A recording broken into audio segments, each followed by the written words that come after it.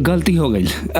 छोड़ो, ये तो हर हमेशा के हो, पहले लेट हो गए के ओकर बाद सॉरी। अरे बाबा अब ना हुई गलती। आज कितना दिन के बाद हम अपना चांदनी के चांद जैसा चेहरा देखा तनी। मन करता कि ऐसा ही देखत रही।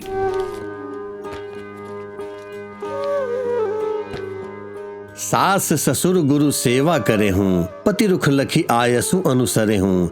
अति स्नेह बस सखी सयानी, नारी धर्म सिख वही मृदुवानी। कहे तो से सजना ये तो हरी सजनिया, पग पगली है जाऊं तो हरी बलैया।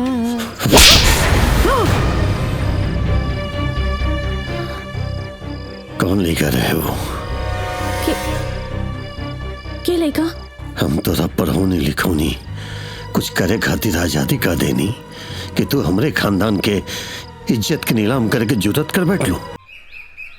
ये गलियां ये चौबारा यहाँ आना। बबलू भैया, बबलू भैया, बबलू भैया। भाई लो, आज का समाचार देखा दीदी पास हो गई। हाँ देखा, रोशनी फर्स्ट क्लास से पास हो गई। दीदी हमारी रोशनी दीदी। कहे तो से सजना ये तो हरी सजनिया, पग पगली है जाऊं तो हरी बलैया, पग पगली है। हाँ तू फर्स्ट क्लास से पास हो गई बड़ू, ये देखा।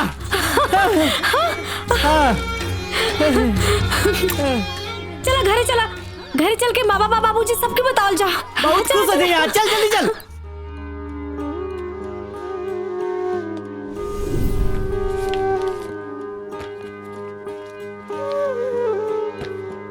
सास ससुर गुरु सेवा करे हूँ, पति रुख लखी आयसु अनुसरे हूँ।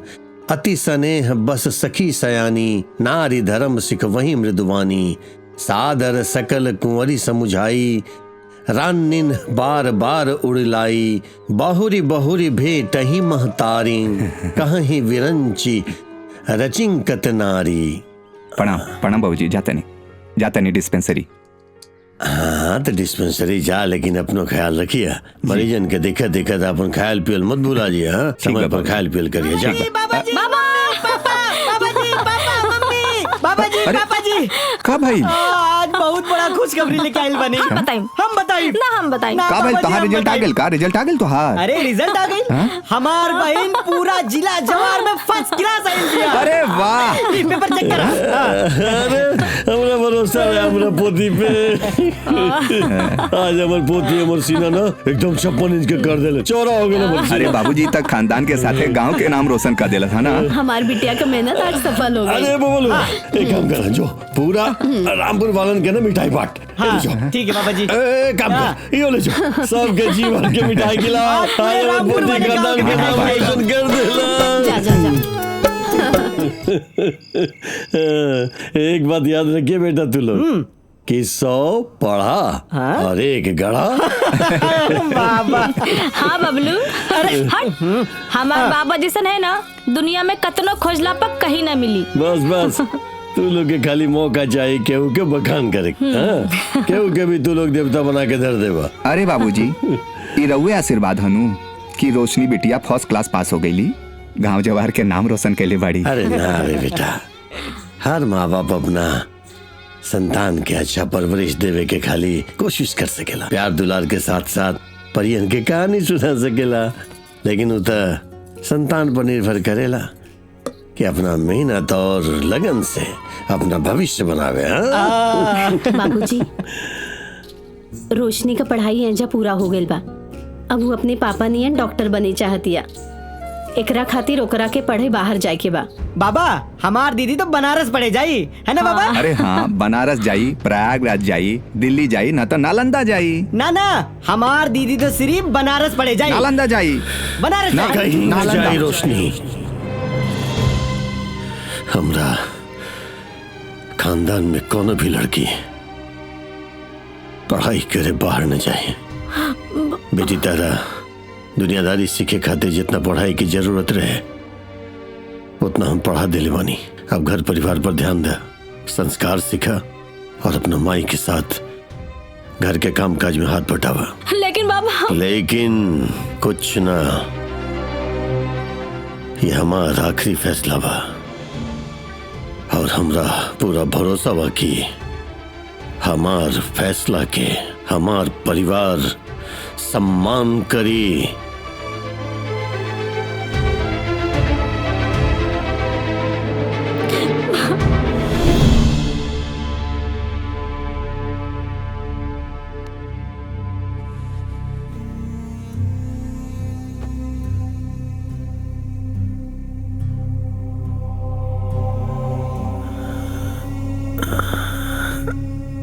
वाह चौधरी वाह, आज हमार पोती रोशनी के सपना तोड़ के तू एजा बैठ के अफसोस करत बाड़ा। तनी सोचा, अगर उस शहर जाई तो पढ़ लिख के डॉक्टर इंजीनियर बनी, गांव के नाम रोशन करी और काल देश प्रदेश अपन खानदान के नाम रोशन करी। तू अगर पढ़ाई लिखाई छोड़ा के चूल्हा चौका करावे चाहता रहा। चौधरी अब जमाना बदल गइल बा, सरकार भी बेटियन खातिर अभियान चलावतिया, बेटी बचाओ बेटी पढ़ाओ।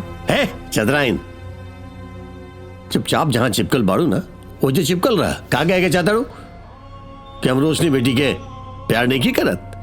हे बुढ़ी, ओकरा पढ़े खातिर भेज के ना ओकरा हम खोए के नहीं की चाहत।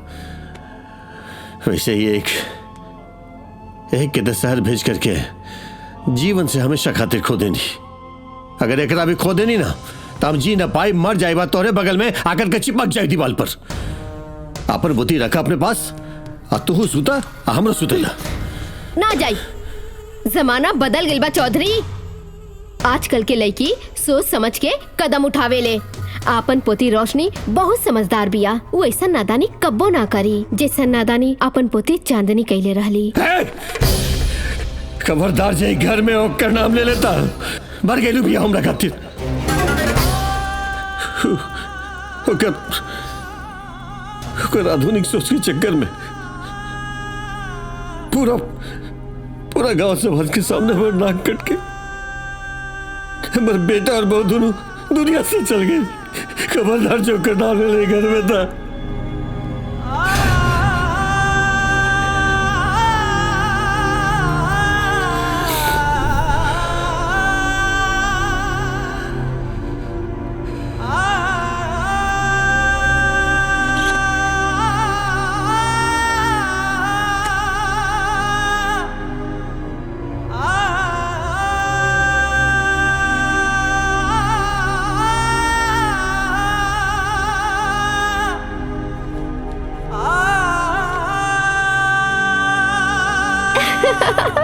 बाबा हम तहर राज दुलारी ना, चांदनी है चांदनी। मत चांदनी। ए बेटी, तोहर आवाज सुन लेली ना, कलेजा में ठंड ना पड़ गई। लेकिन तू आज ही तू ना तोरा एक बार देख लेती ना तो तोहर बाबा के ना एकदम जिया जुरा जाए। तोहर परीक्षा खत्म हो जाए तो आ जाना एक बार बेटी। बाबा परीक्षा खत्म हो गई बा, अब हम घरे आ रहल बानी। अच्छा हमर पोती आ रहल बिया। मोहन का भइल?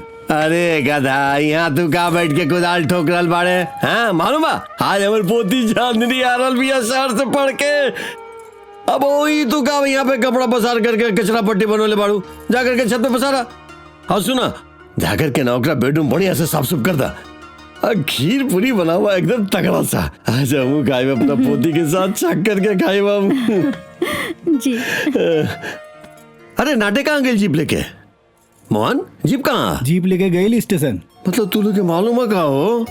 जी बाबूजी, बिटिया हमने के मना कैले रहे कि दादाजी के जिन बताइहा कि हम आ रहल बानी। ऊ कहले रहे कि आपकी बेरा ऊ अंग्रेजी में का कहल जाला जी? सरप्राइज देव सरप्राइज। हाँ, आ खुदे बता दिहलस। तब बधाई का है ना, पोती है हमारू, दादा ये मौका दादा दोनों के धड़कन एक के बाद। देखिए मोहन, हमार पोती आई एकदम हवाई बन के जा।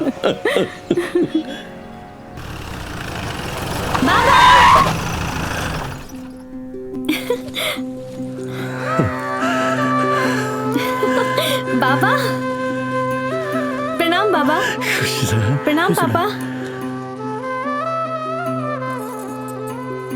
माई खुश रहा। हमके एक बात बताई, जब हम गांव से शहर जाइला तो रउआ सागर बहावेली, और जब हम शहर से घर आइला तो ये आंसुओं की धारा। माने घर से शहर के बीच में का दिन भर ई आँख नदिया बहावेला? पापा बतावा ना। ओहो, तू गंगा जमुना बहा रहल बाड़ा। अरे रोको ना तो गांव में बाढ़ आ जाई। अरे खुशी के आंसू, अरे पगली। माई तू रो रहल बाड़ू? अरे अब तो खुश हो जा, हम आ गइल बानी।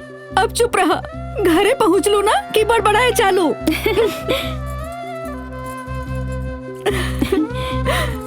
बाबा हम रउआ खातिर कुछ लेके आइल बानी। कहा? चॉकलेट लेके आइल बानी। बेटा तार परीक्षा कैसन भइल? अरे चुप। परीक्षा कैसन भइल? अभी आइल हमर पोती और परीक्षा कैसन भइल? अरे हमेशा टॉप आइल बिया, ई बार भी टॉप आई। हाँ, तोरा ऐसा अंगूठा छाप बिया का? लिख लोढ़ा पर पत्थर, बुद्धि रहते तू जाकर के छोट भाई जैसन डॉक्टर इंजीनियर ना बनल हते। गधा कहीं का। अच्छा बाबा, चाचा आइले ना का गोरखपुर से? हमके रेशु और बबलू के बहुत याद आवता, उनका के फोन करके बुलाई ना। अरे फोन कैले रानी रे बेटी, बोले रानी की आकर के चौराहा वाला जमीन पर क्लिनिक खोल के जे प्रैक्टिस कर, लेकिन ना उधर रही जाकर के शहर में अपना परिवार के लेके। कहता है कहीं के अरे छोड़ नहीं सो, चलो तोरा खातिर पूरी खीर बनल बा। खीर पूरी?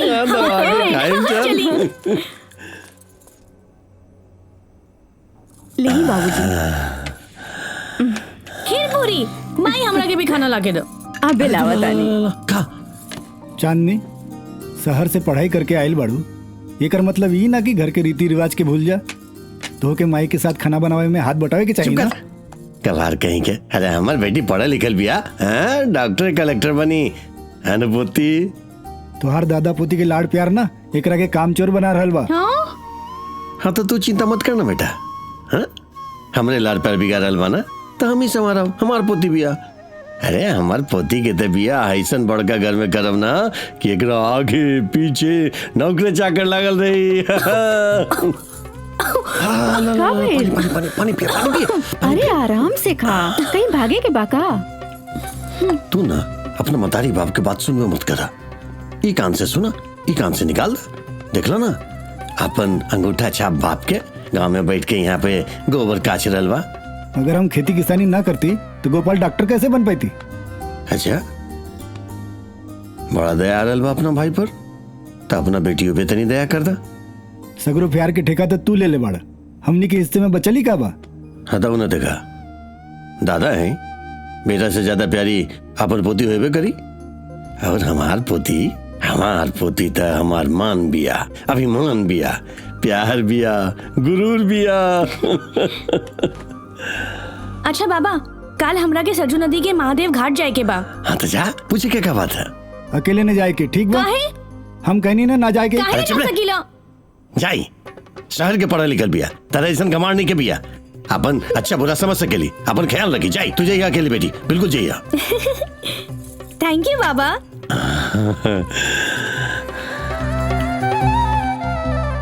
हमार चांदनी पोती के इला के बाद हमार घर के भगवान एकदम लहलहा गइल बा। का लिखी, कैसे लिखी? जब सामने होला तब मुंह बंद हो जाला। और अब लेटर लिखल चाहता नहीं, तई कलम प्रेम तो अपना प्यार में हमार बुद्धि फेल कर देले बड़ा।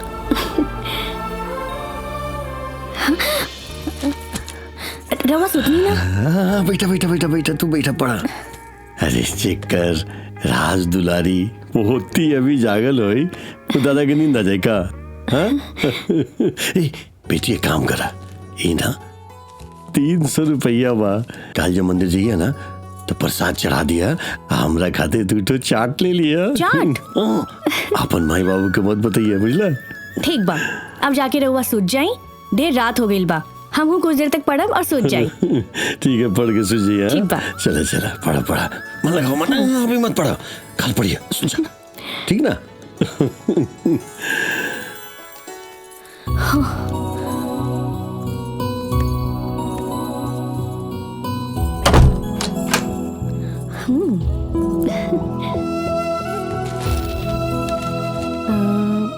हाँ?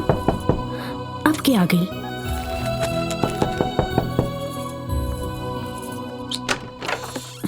अरे बेटा अभी तक सुतला ना? ना हम पढ़ रहल बानी। ठीक बा, खूब मन लगा के पढ़िए। अच्छा एगो काम करिए, ये लो 300 रुपया, प्रसाद ले लिया और 2 पत्तल चाट। का भाई? कुछ ना ले आई। अब रउआ जाई, सूत जाई, ढेर रात हो गई बा, हमहू पढ़ के सूत जाई। ठीक बा। और एक बात कान खोल के सुन ला, ये बात ना तुहार बाबा और माई के पता न चले के चाहिए। जी।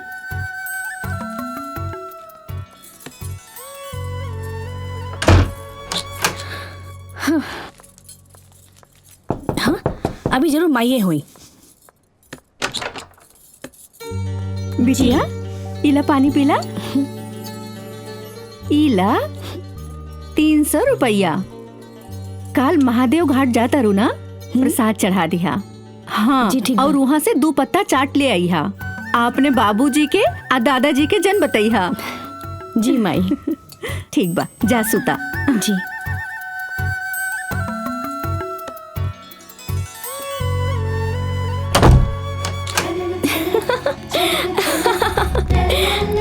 परियन की कहानी सुन सुन के अब हम बड़ी हो गई बानी, काहे से कि अब हम खुद परी हो गई बानी।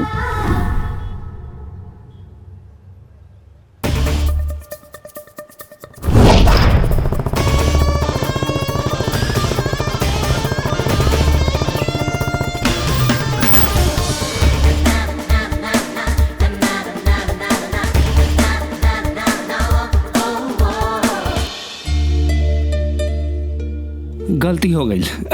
छोड़ो, ये तो हर हमेशा के हो, पहले लेट हो गए के ओकर बाद सॉरी। अरे बाबा अब ना हुई गलती। आज कितना दिन के बाद हम अपना चांदनी के चांद जैसन चेहरा देखा तनी। मन करता कि ऐसा ही देखत रही, निहारत रही। और एगो तू बाड़ू, ना हमरा का फोन कैलू और ना हमरा का चिट्ठी लिख लू। हाँ?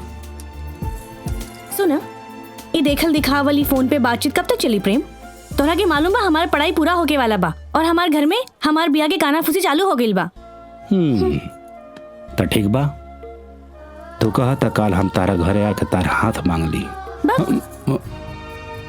हमार घर वाले रिश्ता के कबो मंजूर ना करी हैं। प्रेम, प्रेम कुमार नाम है हमार। याद रखिया, ना भूलब और ना भूले देव, न छोड़ब और न छोड़े देव। चला चला कहीं भाग चल जाओ। हाँ, बोलल बहुत आसान बा, हमसे ना हुई। एगो बात बतावा, तू प्रेम से प्रेम करे लूनू?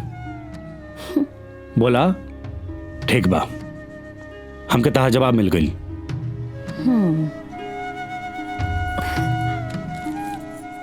ये चिट्ठी लो, हम एमे आपन दिल के पूरा बात लिख देले बानी।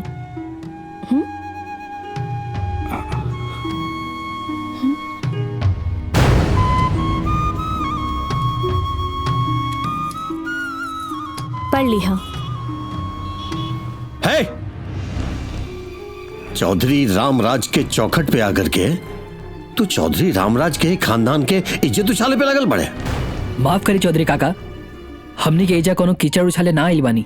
चांदनी जैसे राउर छोट बेटिया है, वैसे ने गांव वाला के बहन बेटिया है। ऐसे राउर इतना आजादी दिहल ठीक नहीं खे।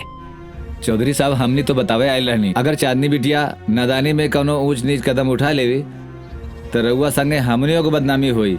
अगर हमली के बात के बुरा लगा था तो हमली के माफ कर दी। चला हो सूर्या भाई, भलाई के जमाना नहीं खे। चली।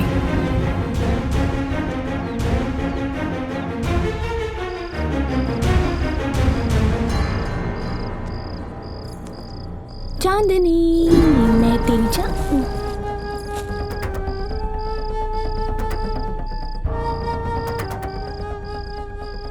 हम दर्शन करे खातिर गइल रहनी, यहीं से लेट हो गई नी। इतना खिसियाल काहे बानी? अंदर चली, राउर स्पेशल डिमांड पूरा करके आइल बानी। चली।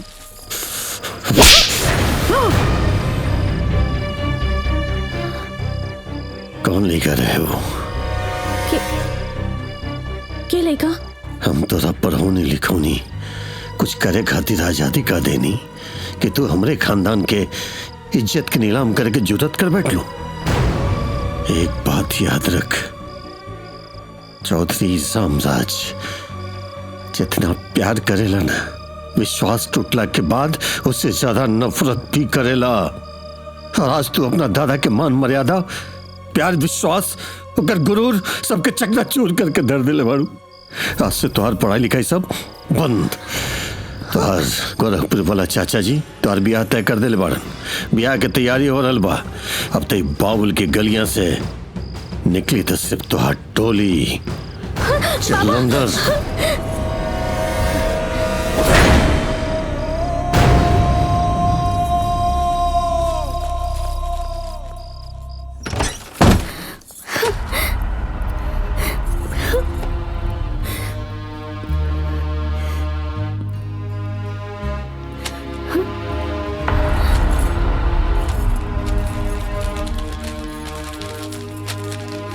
मेरी प्यारी चांदनी, अवतार चिट्ठी पढ़ के अपन प्यार पर विश्वास हो गई। अब चाहे दुनिया छूटे या माई बाप रूठे, हमनी के साथ कबो न छूटी। कहाँ से कि न भूलब और न भूले देव, न छोड़ब और न छोड़े देव। आज तोरा पाके हमारा जिंदगी के सबसे ज्यादा खुशी मिलल बा। यही से हम अपना प्यार के इजहार करे अभी आगिल मानी। दुनिया जाए भाड़ में। आई लव यू चांदनी। तार प्रेम, प्रेम कुमार।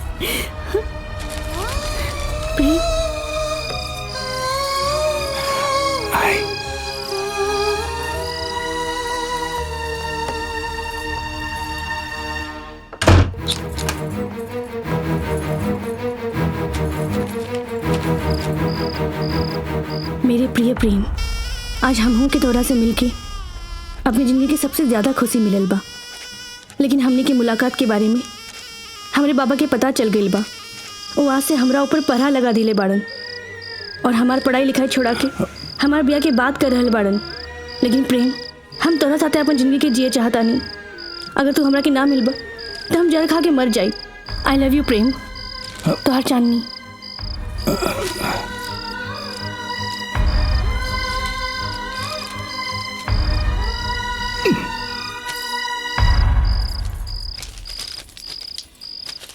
चांदनी, हमार और तहार प्यार सच्चा बा और सच्चा प्यार करे वाला के केहू अलग ना कर सकेला।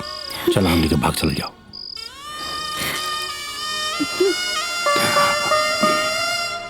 बाद में।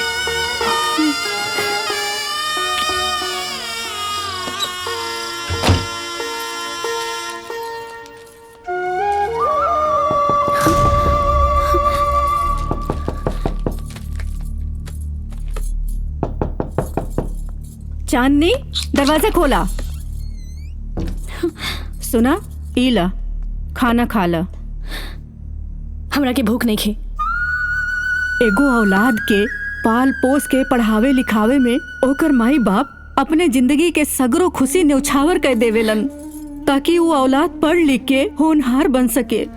लेकिन जब उहे औलाद माँ बाप के खुशी तोड़ के अपन मन मर्जी के करे लागेले तो जियल दुश्वार हो जाला बिटिया। हमरा के ना जहर दे दमाई।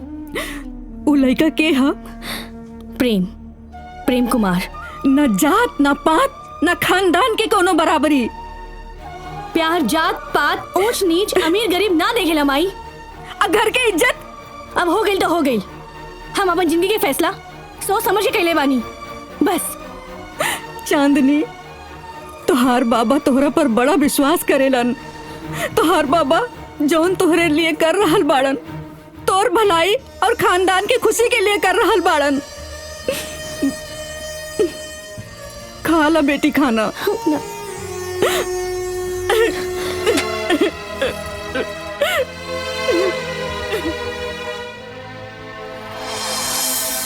और आवे में कोनो दिक्कत ना भाई? आराम से, आराम से। और राउर बेटा वो गोपाल जी से बात भइल रहा हमार। वो तो अपन गोरखपुर डिस्पेंसरी में ही व्यस्त बाड़े। हमसे कहने की जाके बाबूजी से ब्याह की बात कला। हाँ, डॉक्टरी में तनी ज्यादा व्यस्त रहे वो। लेकिन अगर भगवान ब्याह तय कर दिए तो अभी की पड़ी। तय काहे ना होई। रउआ घर से रिश्ता जुड़ी ता हमार भाग खुल जाई और हमार बेटा जगदीश के किस्मत चमक जाई। बेटा तनी बुला ला चांदनी के। चांदनी, आ रहल भी है। ल आ गई। ये लड़की है। बढ़िया बढ़िया। नमस्ते। नमस्ते। खुश रह। पढ़ाई लिखाई के बारे में तोहरा चाचा से बात भइल रहल। अगर तोके और पढ़े के इच्छा बा ता हमरा पूरा खानदान के सपोर्ट तहरा साथे बा। हमार बेटा सरकारी मास्टर बा। रामपाल तनी फोटो दा। ल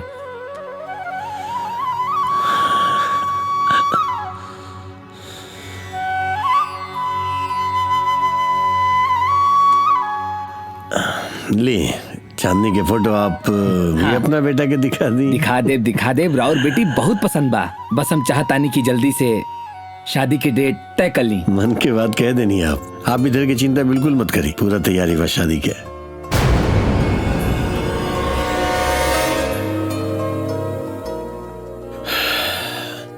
अच्छा भाई की भगवान कैसे भी करके रिश्ता जोड़ देलस, न तो पता न का हो चांदनी बेटी के। वाह गोपाल के बाबू वाह, आनन फानन में रिश्ता तय कर देला। अब हवाई जहाज के उड़ाई और कहाँ गए तार सपना। क्या चाहता रे तू? हाँ? हाँ? चांदनी के कलंक अपना माथा बैठोती हम। और हल बात पढ़ाई लिखाई के तो ससुराली में जाके पढ़ाई लिखाई तो हो सके ना। सुन लू ना कि हमारे रोके वाला समझी जी का कल है। हाँ बड़ा अच्छा काम कैला हा। बिटिया सयान हो जाई तो जितना जल्दी हो सके बस ससुराल के राह पकड़ा था। ये आजकल के लेकिन के पता ना का हो गिल बा। बड़ बुढ़वन के बात के कोनो कदरे ना करेले। एगो हमनी के जमाना रहल, माई बाप के सामने मुहे ना खुलत रहे। आज अगर हम रहती ना तो अपन पोती के संस्कार, परंपरा, रीति रिवाज बहुत अच्छा से सिखाती। हाँ मतलब तू कहे कैसा तरू? हाँ कि हमरा परवरिश में कोनो कमी रह गई? जान से ज्यादा होके प्यार दे ले बानी हम। हाँ परवरिश में कमी रह गई। ये रहती तो पता न का उनका गिरमल हार दे देती। सुना अपन काम कर, आराम कर। तू आज बड़ा शुभ दिन बा, हमरा पोती के बियाह तय भइल बा। आराम कर और खाली पोती के चुपचाप बियाह देखा। जब देखा तब बकर ज्ञान देते रहे हमरा। प्रेम चांदनी ये सब का होता है इतना लेट? का कहीं प्रेम, बड़ा जतन से हम तोरा से मिले आइल बानी। हमार बाबा हमरा पर पहरा लगा दिले बड़न। हमके लागत था कि हमरा प्यार अधूरा रह जाए, तो हमरा के भूल जा प्रेम। चांदनी तारा से हम प्यार के लिए बनी, कोनो व्यापार ना कि नफा नुकसान देख के हम भूल जाई। एगो बात याद रखियो, प्रेम नाम है हमार। ना भूलब न भूले देव, हाँ न छोड़ब न छोड़े देव। प्रेम हमार बात समझने की कोशिश करो, कल हमार बियाह होता। हाँ तो ठीक बा, बियाह में दुल्हन चाहिए ना। मतलब ई कि तू राजी हम राजी, अब दुनिया जाए भाड़ में। I love you Prem. I love you too Chandni. उनका के बता दे। हाँ बता दे ले बानी। टाइम पे आ जाइए। हाँ आवते हुई हूँ। सुनी जी का भइल, गोरखपुर वाले देवर देवरानी कब निकलले? अभी आइले ना। तू चिंता मत करी, तू तो जाने लो ना गोपाल कितना बिजी रहेला। हाँ बाबूजी से होकर फोन पे बात भइल। अच्छा शाम होए के पहले वो यहाँ पे पहुँच जाए। तू जाके चांदनी के ध्यान रख। अच्छा हो गई ना बाकी सब? चांदनी चांदनी चांदनी चांदनी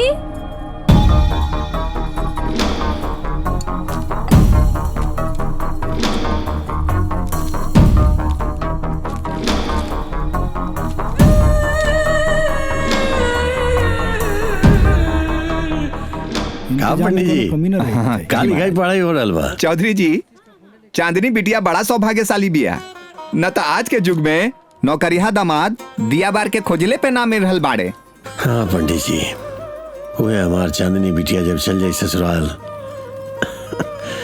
तो हमारी बागवान एकदम सुना हो जाए। का करबा ये चौधरी, बिटिया तो पराया धन हो खेले ना। चांदनी के बाबूजी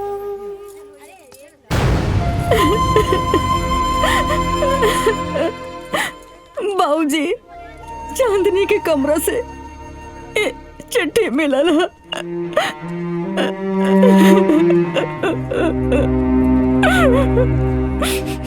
बाबा आज हम हमेशा खातिर प्रेम कुमार के साथे घर छोड़ के जा रहल बानी।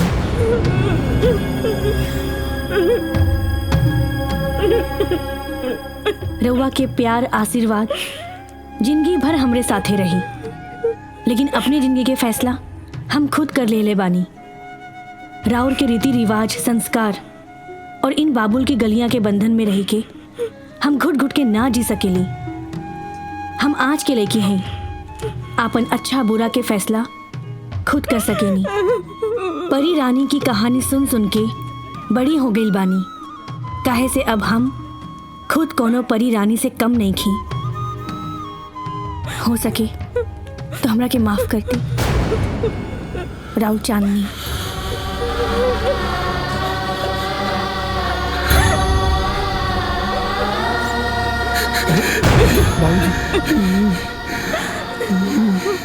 का भइल चौधरी जी?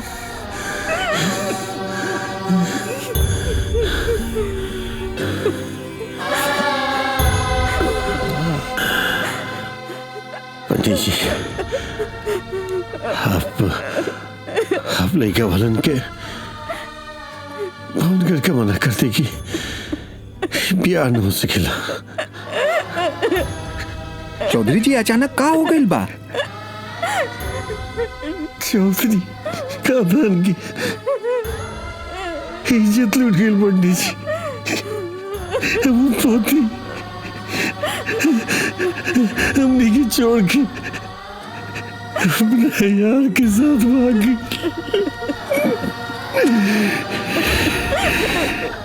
भाई लोग,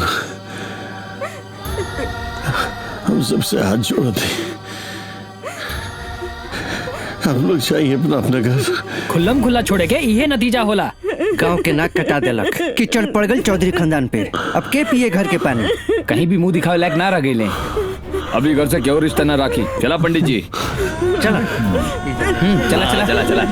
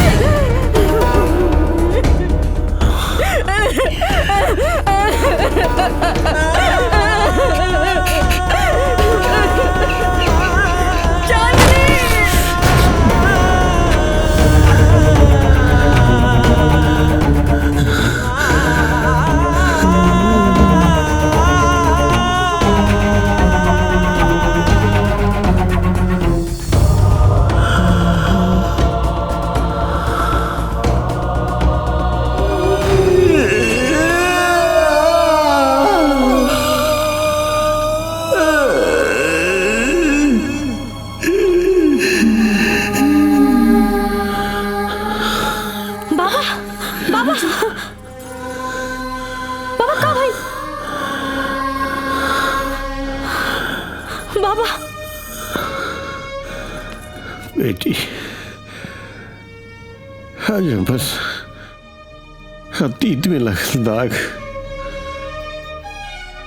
फिर से हमारा सामने आके खड़ा हो गई।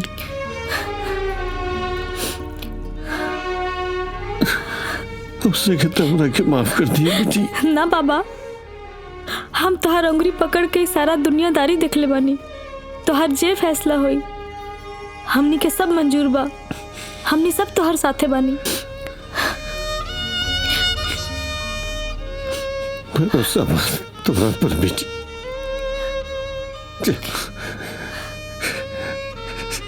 जा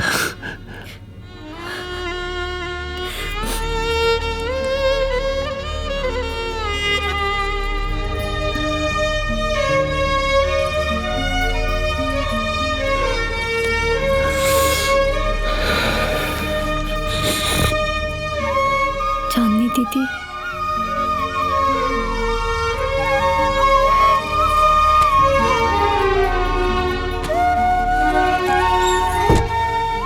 भाई चला, बाबा के आराम करे दा। चला बाबा, आराम करो।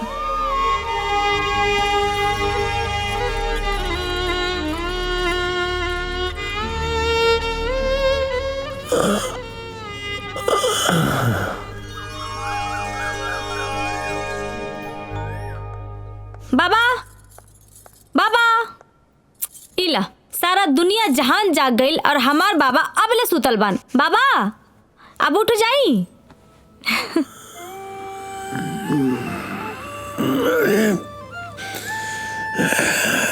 भूतिया चाय लेके आई। हाँ आज हम सबसे पहले जागल बानी। घर के साफ सफाई कैनी, सबके चाय बनौनी, मम्मी पापा के उठौनी, बबलू के उठौनी, और तोहरा ला चाय बना के लाइल बानी। अब जल्दी से चाय पी के फ्रेश हो जाई। अब हम तोहरा ला नाश्ता बनावतानी। पोती दे बड़ी सियानी हो गई नहीं है। अब परियन के कहानी सुने के उम्र नहीं खे। अब तुम खुद परी हो गइल बानी।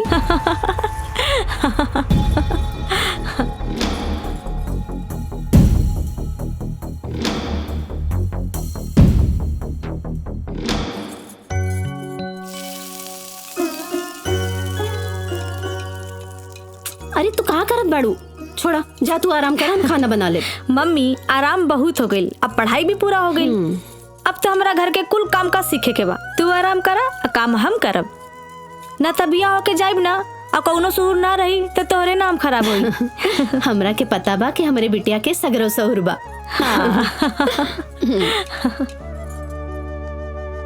आज के खाना इतना स्वादिष्ट रहे ना कि हमरा तो लागल कि कोनो बहुत बड़का होटल से खाना बन के आइल बा। निक रहे ना बाबा। अरे हमर पोती बनैले बिया त खाना अच्छा न रही। बाबा काय झूठ मूठ के बखान करे तरह। अरे ई तरकारी में ई ना पता चलेला कि नमक में तरकारी बा कि तरकारी में नमक बा। हाँ हाँ तोहरा के कहाँ खाना हमार निमान लगी। तो मत खो ना। बड़ी चीज काहे चिढ़त बाड़ा? बनाई तबे न सीखी बिटिया। हम तो मना करत रहनी, लेकिन हमारी बात सुनी तब ना। अरे भाई चुप तू लोग के कैसे लागे कैसे ना लागे ओकरा से मतलब नहीं कि हमरा बहुत बढ़िया लागल बा तो खाना अच्छा होई। का अच्छा होई ना? का चुपचाप बकार सब करत रहले। हेलो हाँ के? अच्छा अच्छा। अरे रोशनी बिटिया, हाय तोरी सहेली के फोन वाला बात। अच्छा हेलो हाँ गीता। अच्छा तू पढ़े लखनऊ जाता डू? ना ना हमरा कहीं नहीं के जाए के। हम तो अपन बाबा के छोड़ के कहीं ना जाए। ठीक बा चला।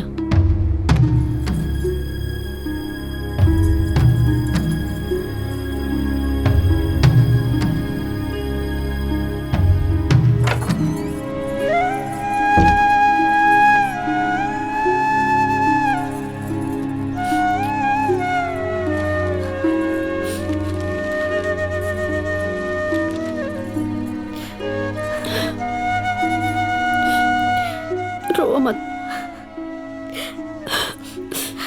चांदनी बिटिया के नादानी के कारण आज हमार बिटिया की जिंदगी खराब हो रहा बा। तोहार बाबा आज ले वो घटना से उबरले नहीं खे। जब से वो लड़की घर छोड़ के भागल बिया, चौधरी खानदान पे ऐसा दाग लागल, ओकर सजा तोहरा के मिल रहल बा। तू सब छोड़ा। अब देखिए हम अपन बाबा के विश्वास जीत के रहब, ताकि ई पोती पे बाबा के नाज रहे और इस समाज में इज्जत और सम्मान के साथ जी सकेले। आज हमरा के पता चलल कि हमार गुड़िया रानी कितना सयान हो गई बिया। ये गलियां ये चौबारा, यहाँ नाना दोबारा, अब हम तो भय परदेसी। ये पापा तो डिस्पेंसरी गई हमार हवा हवाई ना, जब देखा बड़बड़ करेली। बाबा जी कहाँ चल गईलन? बबल वो लोकात नहीं खे। हाँ इते काहे इतना उधम मचौले बाड़े? सब खेत में काम करे गेल बाड़े। चल हम तोहरा के परियन के कहानी सुनावतानी। चल मम्मी, परियन के कहानी सुन सुन के तो हम बड़ होइल बानी। कहे से कि अब तो हम खुद परी हो गइल बानी। अब तो हम कहानी बाबा के सुनब और सुनाइब। तू ऐजा घर रखावा और हम जाता नहीं खेत पे बाबा जी के दाना पानी देवे।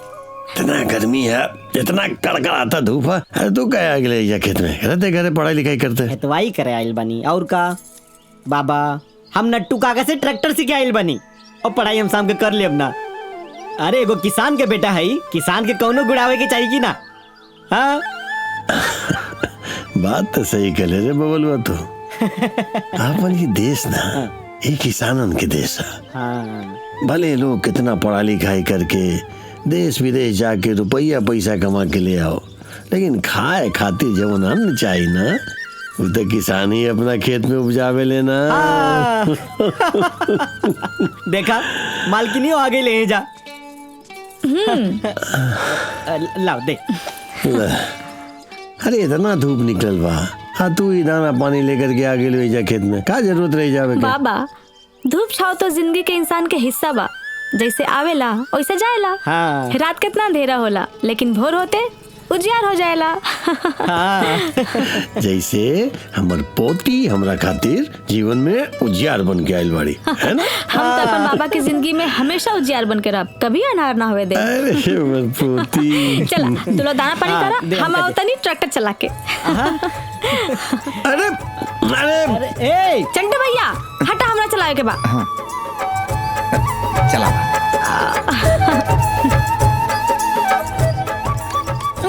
का होगी लेकर अरे बेटी तरह से ना चली ट्रैक्टर। बाबा आज के जमाने के लेकिन का ना कर सकेली सन। देखा जहाज चलावेली, ट्रेन चलावेली, बस चलावेली, और हमरा से एगो ट्रैक्टर ना चली। अच्छा ये भी चलावे के बाद ना बाद में चलेगा। चल अभी करे चल। हाँ, बाबा बाद में हम सिखा देते तेरा। चल चल चल चल चल आराम से चल। चला। अरे संभाल। अरे ए बाबू जी। अरे बाबा 70 साल के बूढ़ा हो गइल बड़ा, तनी लाठी डंडा लेके चलल करा। ए बबलू देखो लाठी पड़ल बा, लेके आओ। हाँ लेके आओ तनी। बूढ़ा हो तो नहीं क्यों डॉक्टर बाबा, बुझले? हाँ। अभी हम तो सर पर दौड़ सके पूरा समझ खेत गई। की मेड़ पे, बुझले कि ना? अच्छा ये अब एक सहारा लेके चला। अरे हम लाठी के सहारा ली मारम से भाग जाता। कावड़ी देख ली हमार पति रोशनी के, आज हमार पोती ना हमरा हाथ में का देलस छोड़ी, दादाजी के छोड़ी हमरो बूढ़ा बनावे लागल हो। लेकिन एक बात बोली बूढ़ी, हमार पोती का सेवा करेले, हमार एक एक छोट छोट बात भी ना ध्यान से सुने ले और सब बात माने ले। मालूम है का कहली हमरा पोती कि हमार बुढ़ापा के लाठी बनी, लाठी, बुझलो? आज बहुत खुश बनी। आज हमार पोती तहरे खुशी खातिर का ना कर रहल बिया, और तू ओकरे खातिर का करत बड़ा बुढ़ऊ? ला हम का करी? ये पूरा के पूरा भगवान तो हमरे पोती रोशनी है केनु, हाँ और ओकरे का चाहिए? ये तो उहे बता सकेले ना, हम काहे बताई? जा पूछा। हाँ तो ही में कहा हमें पूछ क्या हुआ था नहीं? रोशनी, हे रोशनी। हाँ बाबा। अरे बहू, बेटा गोपाल बबलू सवार यार। काबिल बाबूजी। हाँ बाबा। रोशनी आओ। आज ना हम बहुत खुश बानी, और तू सबको बता दी कि हमरा खुशी के जवन बजबा ना हमली प्याली बिटिया रोशनी बिया, जे हमरा खुशी और अपना परिवार के खुशी खातिर ना अपन सब सपना कुर्बान कर देलस। तो बेटी आज हम बहुत खुश बानी, तो मांग, आज जब भी मांगो ना हम देव। हाँ जैसन का हो गिल बाबा। अरे छोड़ी सब, तू मांग बस। अरे मांग ला बिटिया मांग ला, आज बाबूजी बहुत खुश बाड़े। हाँ मांग। मांग ले तो रखे जोन कुछ मांगे की। दीदी मौका मिलल बा मांग ला। पक्का ना? पक्का, कच्चा का है रही, पक्का मांग। मांगा मांगा। बाबा पढ़ाई।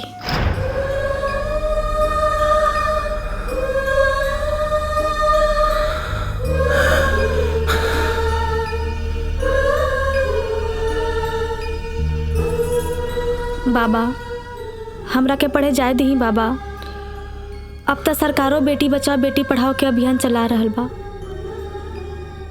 हम रउआ से वादा करतानी कि हम अपन खानदान पे कबो कौनो दाग ना लागे दे। जे अतीत में गलती भइल रहे वो कबहू ना दोहरावल जाई। हमरा पे भरोसा रखी बाबा, हमरा के पढ़े जाए दी।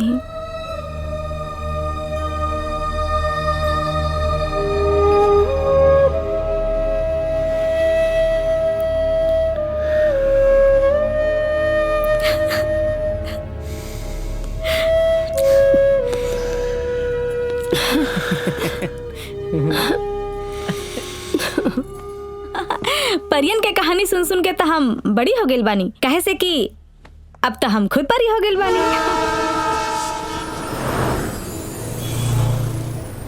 ई लो। धन्यवाद। अरे शिल्पा देखा ना क्या आइल बा।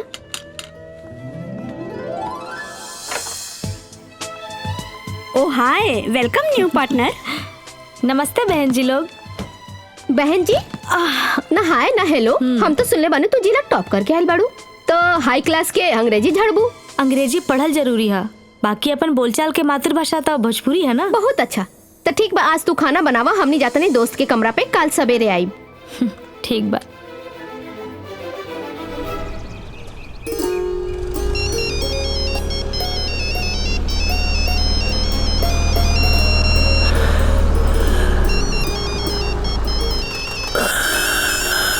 हेलो। हेलो बाबा। हाँ बेटी, हम एकदम ठीक से पहुंच गई नी। अब हुआ सब ठीक बा ना? मम्मी पापा बबलू पापा तो ठीक बाड़ा ना? हाँ हम ठीक बानी और यहाँ सब ठीक है। हाँ तू अपन ख्याल रखा, अपन पढ़ाई पर ध्यान दिया।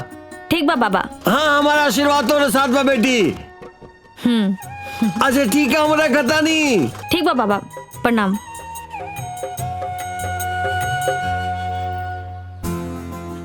अरे ई देखा, ए भाई नया साल में नया उद्घाटन हो गई। ये अपन शिल्पा रवीना के साथ नवा एंट्री कौन है भाई? Hi Pradeep, hi how are you? Fine wine बानी। का प्लान बनौले बड़ा आज के? आज के सगरो प्लान कैंसल। तू लोग ना कबो ना सुधरबा। अरे कैसे सुधरब, जब नया कपड़ा मिलेला तब पुराना छोड़ दिहल जाला। वैसे तो हमने सब कॉलेज के पोस्टमैन बानी, सबसे पहले चिट्ठी पढ़ी ला। तो चिट्ठी जी हमारा मतलब मैडम जी का नाम गाम पढ़ी आपका? प्रिंसिपल बाड़ा, टीचर बाड़ा कि चपरासी बाड़ा जे नाम गाम पूछा ताड़ा? ए, तोरा सीनियर से बात करे के सहूर नहीं का? हाँ लगातार रैगिंग वैगिंग लेवे के पड़ी। तनी खोला अपन किताब देखी, नया बाकी पुरान। किताब तक क्लासरूम में खुलेला न त घरे खुलेला, अहिजा हाथ खुल सकेला, खोल के दिखाई का? ना ना ना ना बंद रखा। बड़ी गुस्सैल भी आई शिल्पा। रवीना हाँ बोला। ई ऐश्वर्या राय हिया का?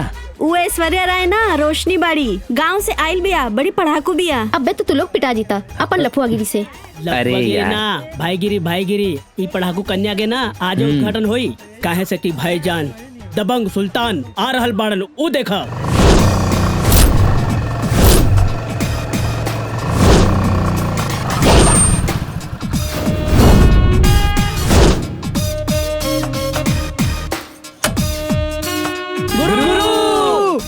कॉलेज में एगो नई रोशनी आइल बा, जेकरा में लखनऊ के नजाकत, दिल्ली की शरारत, हरियाणा के अक्खड़पन बा, बम्बई के अल्हड़पन, अब बिहार के अंगड़ाई बा। अरे भैया, बनारस के सुबह, अवध के शाम बा, और कश्मीर के कौली, और पंजाब के जाम बा।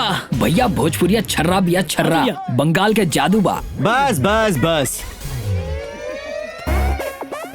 इतना तारीफ तो शायर लोग करेलन, शौकीन लोग ना।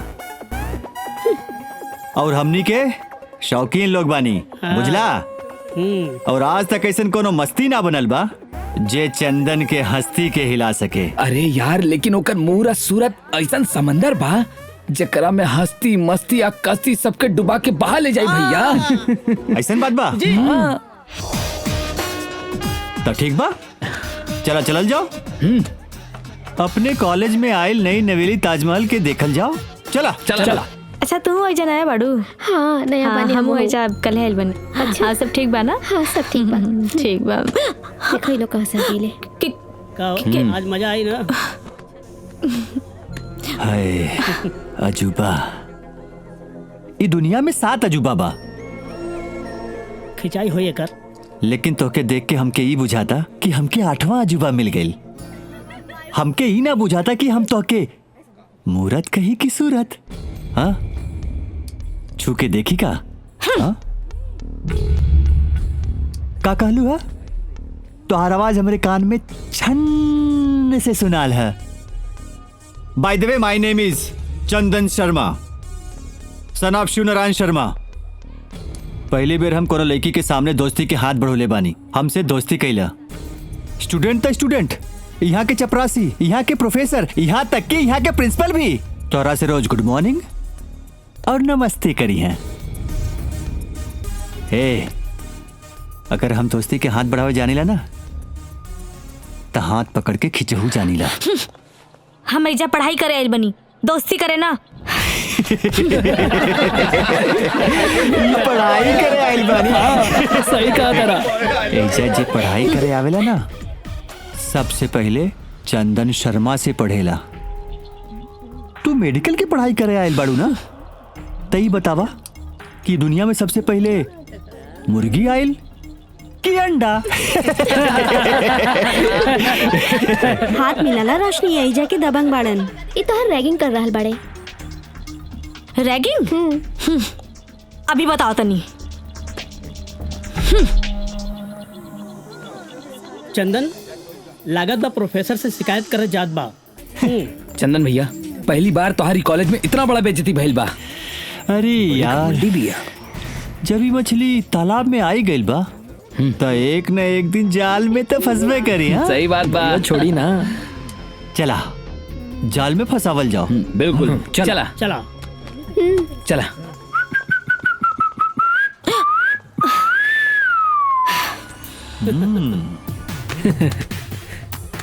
कहाँ जा रहल बाड़ू?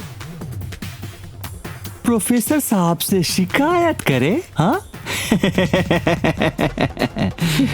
जब केहू सड़क पे लहरा के चलेला ना तो ओकरा से कहल जाला, क्या सड़क तेरे बाप की है? तो लो मैं कहता हूं, ये पूरा कॉलेज मेरे बाप का है।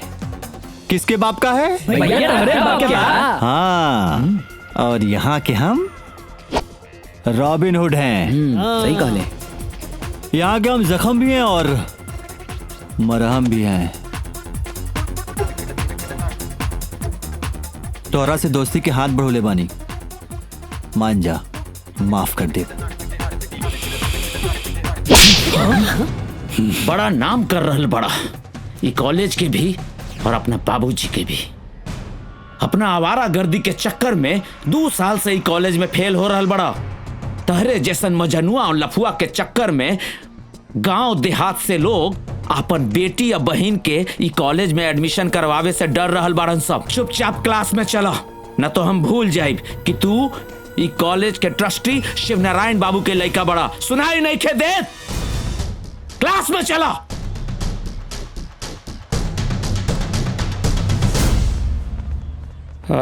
रोशनी चौधरी नाम है ना तहार? जी सर। हम ई कॉलेज में मेडिकल साइंस के प्रोफेसर जगदीश प्रसाद वर्मा। सर। हमरा के मालूम बा कि तहार एडमिशन ई कॉलेज के प्रिंसिपल गिरीश बाबू करवाइले बड़े। जी। बड़ा होनहार स्टूडेंट बाड़ू, बड़ा नाम सुनले बानी। थैंक्स। हमरा तहरा जैसे स्टूडेंट के पढ़ा के बड़ा खुशी मिली। तू तो जिला टॉप भी बाड़ू। और एक बात जी, ई कॉलेज में केहू से डराए के जरूरत नहीं खे। मन लगा के पढ़ाई पे ध्यान दी, ठीक बा? जी। आवा क्लास में आवा। Good morning sir. Good morning. Sit down please. Thank you sir. Roshni, वहां जाके बैठा। Thank you sir. My dear friends, इस कॉलेज में नए सत्र के अध्ययन अध्यापन हेतु यहां पर आए तमाम स्टूडेंट्स का मैं जगदीश प्रसाद वर्मा आप सभी का स्वागत करता हूं और उम्मीद करता हूं कि यहां पर आए तमाम स्टूडेंट्स, चाहे वो शहर से आए हो या फिर गांव से, सभी अपना उज्जवल भविष्य बनाने आए हैं। क्योंकि यहां से मेडिकल की पढ़ाई करने के बाद आप लोगों को देश दुनिया के तमाम तरीके के मेडिकल सेक्टर में जाकर लोगों की सेवा करनी है। क्योंकि इस प्रोफेशन में एक डॉक्टर अपना जॉब निभाते हुए तमाम तरीके के बीमारियों का इलाज करते हैं, लोगों की जिंदगियां बचाते हैं। उस हिसाब से यह एक धार्मिक पुण्य का भी प्रोफेशन है। एक बात और, इस कॉलेज में पढ़ने वाले सभी स्टूडेंट्स यहां पर एक परिवार की तरह रहेंगे। यहां पर कोई सीनियर नहीं होगा, कोई जूनियर नहीं होगा। शिक्षार्थ की भावना से आइए और सेवार्थ की भावना से जाइए, ये हमारे मेडिकल कॉलेज का स्लोगन भी है। यस सर। और एक बात, आज कॉलेज का पहला दिन है और मैं देख रहा हूं कि कुछ सीनियर स्टूडेंट्स अपने हीन भावना का शिकार होकर अपने से जूनियर स्टूडेंट्स के साथ रैगिंग कर रहे हैं, जबकि सबको पता होना चाहिए कि रैगिंग करना एक सरकारी जुर्म है और इससे कॉलेज प्रबंधन की छवि देश प्रदेश में खराब होती है। मुझे विश्वास है कि आप सभी स्टूडेंट्स कॉलेज की मर्यादा, गरिमा और अनुशासन का ख्याल रखते हुए अपनी पढ़ाई पर ध्यान देंगे और अपने कैरियर पे भी। हेल्थ नॉलेज मेडिकल साइंस की पहली प्राथमिकता होती है। ओके गाइज, हम लोग कल यहीं से शुरुआत करेंगे, right? Have a nice day. Thank you, thank you.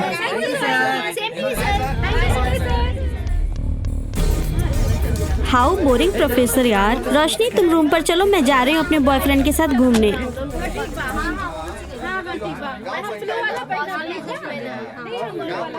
रोशनी, तुम अभी वहाँ अकेले रूम पे जाओ, मैं अपने बॉयफ्रेंड के साथ जा रही हूँ शॉपिंग करने। चाबी है ना रूम की तुम्हारे पास? हाँ हाँ ठीक बा।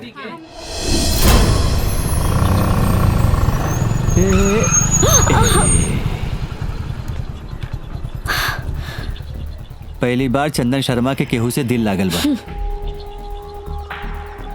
ना तो हम तोहरा के और उ प्रोफेसर के दोनों के किडनैप कर लेती। अरे यार, हम तोहरा से दोस्ती करे के चाहता नहीं। देखा, हमरे गाड़ी के पिछला सीट अभी भी खाली बा, वो तोहरा खातिर। चलल जाए कोनो होटल में, कुछ नाश्ता पानी करल जाओ। ये अपन दोनों के दोस्ती के पहली मुलाकात के पार्टी समझा। चला जल्दी जल्दी से बैठ जा। चंदन भैया, लागत है मैडम के प्यार की भाषा ना समझ में आवेला। ओके, अभी नवा नवा ही गांव से आइल बाड़ी और हमनी के दोस्ती हो रहल बा। हाँ, जान पहचान करे में थोड़ा टाइम तो लगबे करी। देखा रोशनी, हमके घुमा फिरा के बात करे ना आवेला। हम तोरा से सच सच कर रहल बानी, हमके तोहसे प्यार हो गइल बा। अब एके तू हमार मन मर्जी समझा या हमार मोहब्बत? देखा, हम बहुत इज्जतदार खानदान के लड़की हैं, हमारा रास्ता छोड़ दो। हाँ? हम तो से मेलजोल के बात कर रहल बानी और तू रास्ता छोड़े के बात कर रहल बाड़ू। और कौन इज्जतदार खानदान के बात कर रहल बाड़ू तू? हाँ, I am Chandan Sharma, son of Shivnarayan Sharma, जे की यहाँ के विधायक बाड़े। पुलिस, पब्लिक, पावर सब हमरे पॉकेट में रहेला। एक बात तू जान ला, अगर हम प्यार से बात करे जानेला ना, तो जबरदस्ती हाथ पकड़ के बिठावे भी जानेला।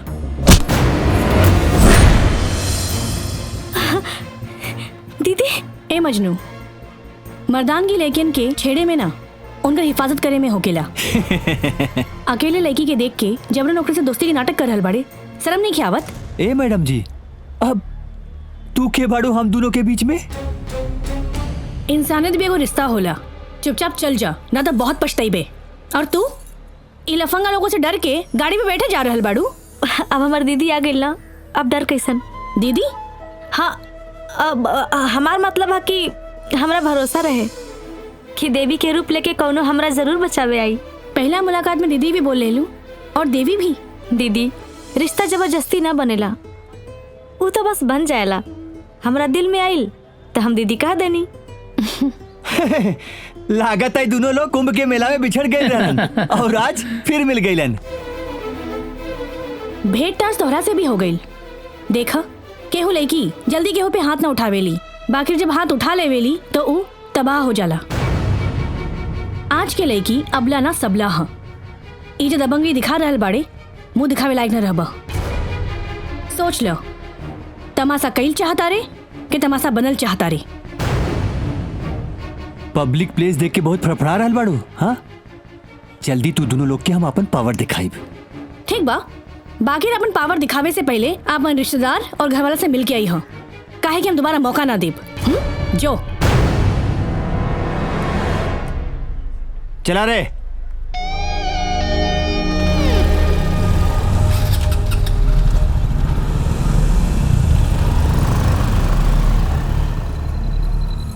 शिल्पा, रवीना। जी मैडम जी। तो तू लोग पढ़ाई लिखाई छोड़ के ये आवारा लोग के साथ मिल के अपन करियर बर्बाद कर रहल बाड़ू, लाज नहीं के लागत?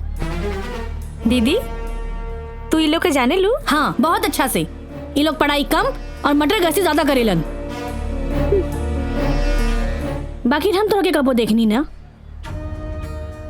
आप देख ले लू ना, कोनो न कोनो रिश्ता जुड़िए जाई। लागता कोनो गांव से आयल बाड़ू। नाम का बाटे? जेकर दीदी के नाम चांदनी है, ओकर बहन के नाम तो रोशनी होई ना। बहुत बोले लू। एजा कहाँ रहे लू? ई लोगन के साथ। ई लोगन के साथ है? ई लोग ना खुद पढ़ी हैं और ना तोरा के पढ़े दी हैं। तू एगो अच्छा घर के लागत बाड़ू। ई लोग के साथ रहबू तो बिगड़ जाइबू। एगो काम करा, तू हमरा साथे रह। तोहरा साथे रह के मिल जाई तो हमर भाग्य न खुल जाई। रवीना, शिल्पा, रोशनी आज से हमरा साथे रही, ठीक बा? एक सामान हमरा रूम पे लेके आ जाओ। जी मैडम जी। चलो आओ। ये हमार कमरा है और एजा हम स्टूडेंट के कोचिंग करावेली।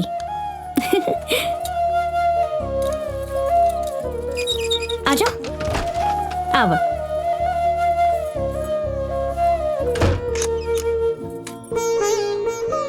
ये हाँ हमार छोटा सा घर। दीदी, ई के हवन?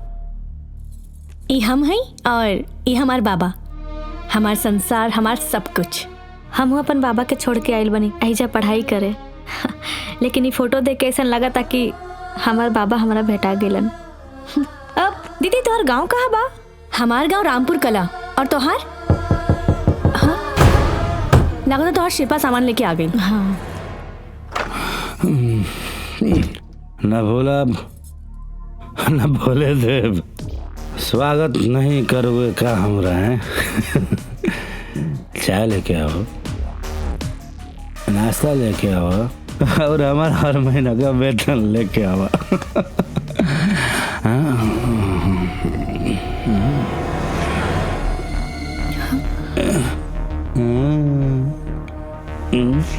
है मसराइन, ये तो अभी कोचिंग के समय ना हो तो फिर क्या है? तहरा गाँव रामपुर से कोनो नाता रिश्तेदार के तो ना बोला ले लो है। बोलेबू कैसे जब तू जेबे ना करलू तब बोलेबू कैसे? हम ये अपन पैसा पकड़ और निकल जा। तू हमरा साथे इतना साल पहले ही जाइल रहलो, लेकिन हमेशा ही पैसा देवे में चक कैलू, लेकिन आज ही वेतन देवे से पहले कोनो विरोध ना कैलो। के है? Who is she? तू बस इतना जान ले कि हमारी छोट बहन है और निकल जा इधर से। चांदनी रानी है, चांदनी रानी, तू तो सारा रिश्ता नाता तोड़ के हमारा साथ ही शहर में आयल रहू। हाँ हाँ, ये मानने की हमनी के बियाह ना भइल, सुहाग रात भी ना भइल। कहाँ से कि तारा हमारा असलियत के बारे में पता चल गई कि हम चिड़ी महाराशि खाई। लेकिन वो बात ना, वो बात याद रखिए, प्रेम प्रेम भगवान नाम है हमारा, न भूलब न भूले देव। तोर काम हो गई ना तो जो नहीं जैसे। ज्यादा नहीं हम, लेकिन बना हुआ रिश्ता बड़ा नमकीन हो खेला। वो कहा हुआ ना कि अक्सर लोग प्रेम प्यार के झूठा चक्कर में अपना घर वालन से रिश्ता तोड़ लेवेलन और केहू अनजान से रिश्ता जोड़ लेवेलन। जाता नहीं हम, लेकिन जब ले ये वेतन मिलत रही, प्रेम प्रेम से आई और प्रेम से जाई, और जब ये वेतन ना मिलल तो यह पूरा गांव में तारा अता पता लापता के ढिंडोरा पेट दे। सुनो सुनो सुनो, रामराज के पोती हमरा प्यार में पागल हो गए रहे, लेकिन हम ना। वो मनोज घड़ी के हम कबो ना भूल सकीला। जो जैसे जो जो बाय, ना भूले देव। दीदी ई क्या रहे?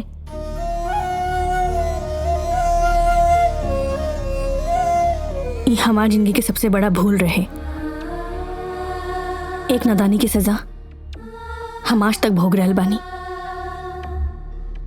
ई प्यार हमरा के हमार बाबा और हमार परिवार से दूर कर देलस। खैर छोड़ो, तू हमरा के एगो खानदानी और संस्कारी लड़की लागत बाड़ू। जिंदगी में कबो ऐसी गलती मत करी है जेकरा चलते अपन दामन में जिंदगी भर दाग लेके हमरा नियन बाबुल की गली जैसे दरसे के पड़ी। लगातार फिर से आ गई। शिल्पा जी। अच्छा एक बात बतावा, वो मजनू के रहे? मैडम जी, वो चंदन शर्मा रहल हा। दीदी वो विधायक के बेटा है। ओ अच्छा, तू लोग जा। जी दीदी जी चलो। शिव नारायण शर्मा। आज हमारे बेटा पूरा जिला जवार में हमारा नाम रोशन करके आल बिया। पूरा जिला जवार में एक के दिन में एगो औरत से पिटाइल, एगो मर्द से पिटाइल। वाह! आ विधायक जी, अब नेता नूतिक लड़का न पिटाई है तो केकर लड़का पिटाई है? चुप, एकदम चुप। सेक्रेटरी बाड़े नु, सेक्रेटरी के पजामा में रहे, समझ ले कि ना? जी सर। मास्टर जगदीश प्रसाद वर्मा के तो हम देख ले। सुन, तू एगो काम कर। हाँ। पता कर कि कौन औरत बिया जे किरण बेदी बने के कोशिश करल बिया। पता कर। एकर कोनो जरूरत नहीं खे, हम खुद आगे बानी। विधायक जी, जब रवा चुनाव लड़ेलन तब कितना भोला भाला बन के घरे घरे दुआरे दुआरे वोट के भीख मांगेलन और वो का कहेलन जनता से? जनता के रक्षा करब। हाँ, के जनता जनार्दन हमार बहू बेटी बाड़ी और चुनाव जितला के बाद ओहे मानव दानव बन जाले। वाह! हमार बेटा अभी ने कुछो ना कहलेस, एकरा बावजूद तू हमरा बंगला पे आके खुदे ढिढोरा पीटत बाड़ू। के बाड़ूस तू? का नाम है तोहार? चांदनी नाम है हमार। सब केहू कितना इज्जत से राउर नाम लेवेलन और राउर बेटा राउर इज्जत के माटी में मिला रहल बा। तनी एकरा के समझाई कि आजकल के पढ़ल लिखल लड़की हिम्मत वाली हो गई बा, आपन हिफाजत खुद कर सकेलन। केहू दिन पासा पलट गई ना तो राउर केहू के मुंह दिखावे के लायक न रह जाइब।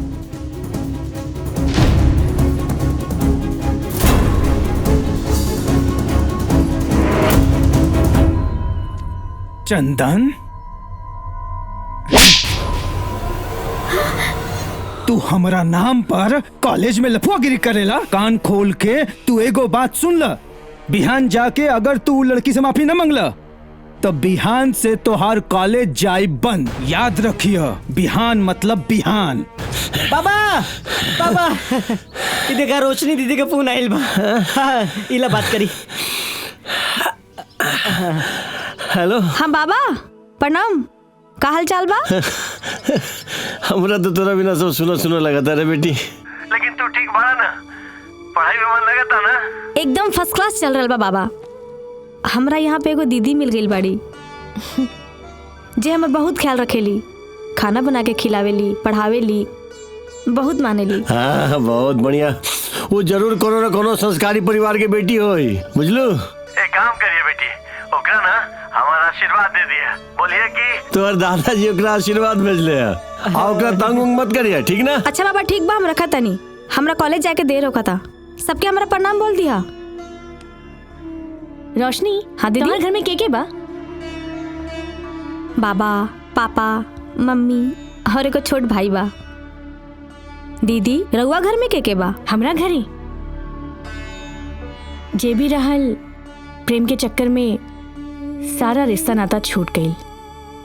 वैसे हमरा घर में बाबा, पापा, मम्मी, चाचा चाची और हमारी छोट बहन रेशु और छोट भाई बबलू। अरे तोहर आंख में आंसू? हमारे कोनो बात बुरा लागल का? असरा छोड़ के कॉलेज जाके मन नहीं खे करत। अरे जाजा, न तो ज्यादा लाड़ प्यार में बिगड़ जेबू और तोहर घर वाला कही है कि चांदी तोहरा के बिगाड़ देलस। जल्दी जाओ, जल्दी जाके आ जाओ। ठीक बा। अरे भैया, भैया आ गए। भैया आ गए। भैया का हो, सब ठीक बा ना? ना यार, बिल्कुल ठीक ना बा। चंदन भाई, काल हमनी के बहुत बेइज्जती हो गई। एक कॉलेज में आइल गांव से नया नया लड़की तारा के कोनो भाव ना देलस। आवे द, आज ऐसा मजा चखाइब ना कि याद रखियो। चंदन भैया, ऐसा रैगिंग करब ना कि ओकर दिमाग ठिकाने आ जाई। और ये हाथ गोड़ जोड़ के माफी मांगी। केहू करा के कुछ न कही। और एक बात कान खोल के सुन ले जा तू लोग, आज के बाद केहू आंख उठा के देखी ना तो हमार दोस्त ना दुश्मन होखी। अरे रोशनी,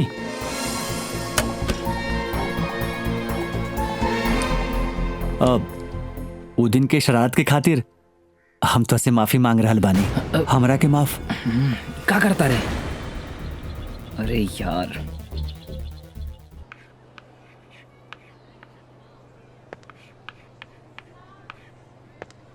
मानव शरीर में 2 प्रकार के खून होते हैं। पहला आरबीसी, दूसरा डब्ल्यूबीसी।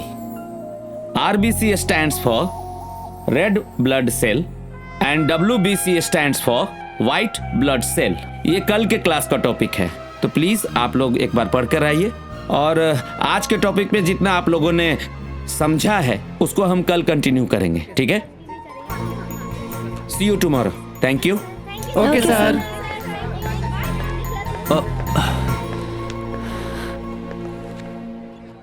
रोशनी, देखा हम पूरे क्लास के सामने तो से कान पकड़ के माफी मांग रहल बानी।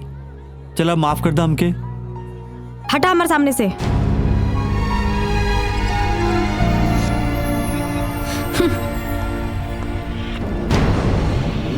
भैया सर से लेके पांव तक घमंड से भरल बिया और तू बार बार माफी मांगत बाड़ा। एगो बात बतावा, तू इतना बदल कैसे गईला? ये तोरा के का हो गइल बा? हमके कुछ ना पता यार, अब तू ही लोग पता लगावा।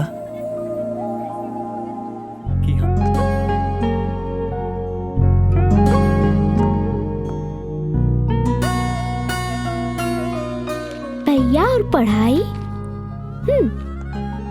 सुना, पूरा गांव में शौचालय बन जाएगा चाहिए और ओकर जितना भी खर्चा होई हम बियर करब। ठीक बा विधायक जी।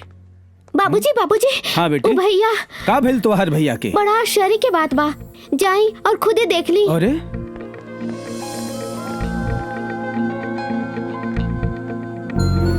संजय, अरे हम कोनो सपना तो नहीं के देखत? सुना संजय, एगो काम कर। हाँ, एगो डॉक्टर के बुलावा। बुझाता मोर चंदनवा पागल हो गइल बा। पागल ना हो गइल बा विधायक जी, ओकरा के प्यार हो गइल बा। हाँ। प्यार? लेकिन प्यार का पढ़ाई से का संबंध बा? अरे बहुत बड़ा संबंध बा। ऊ का है? ऊ का है ना, अपने कॉलेज में चंदन बाबू पढ़े ले, वही कॉलेज में एगो नई लड़की आयल बिया जौन जिला टॉप कैले बिया। बहुत बड़ा पढ़ाकू बा।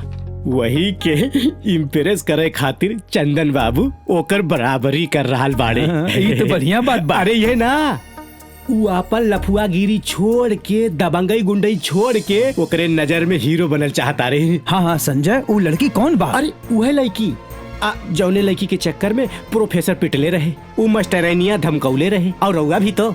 अरे हम तो ओकरा के प्यार से मरले रही, तभी हम सोच रहल बानी कि इतना दिन से चंदनवा का कोनो शिकायत न घर आ रहल बा न ऑफिस में आ रहल बा। ए देख, हमरा खानदान में ये पहली बार भइल बा जौन लड़की हमरा बेटा के इतना सुधार देलेस ना, हम ओकरा के मिले चाहतानी, देखे चाहतानी ओकरा के।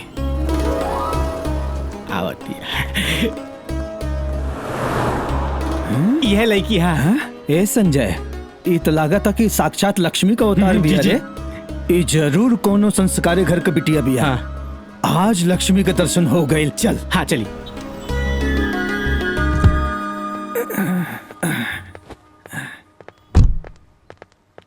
यशोदा, यशोदा। हाँ बाबूजी। बेटी, तुहार मम्मी कहाँ बाड़ीस? बाबूजी, माई तो पंडित जी के यहाँ गइल बाड़ी। अच्छा अच्छा। का बात बा, इतना खुश काहे बानी? जानत बाड़ू, आज एगो लड़की देख ली, साक्षात लक्ष्मी का अवतार। हम तो फैसला कर चुकल बानी, हमार घर के लक्ष्मी उहे बनी जे हमार बेटा के जिंदगी सुधार देलेस। लेकिन बाबूजी, वो के हा? कौन गांव के हई? अरे बेटी, बात पे तो हम सोचबे ना कईनी। चंदनवा तो बताई ना, लेकिन वो मास्टरनी के जरूर पता होई और ओकरे कोनो रिश्तेदार होई, हमका मालूम बा। विधायक जी, हम मास्टरनी के टीचिंग सेंटर के पता लगा ले बानी और ओकर मोबाइल नंबरो ले ले बानी। वाह सेक्रेटरी। सर, घंटी जा रहा बा। हेलो। नमस्ते मास्टर नाइन। नमस्कार।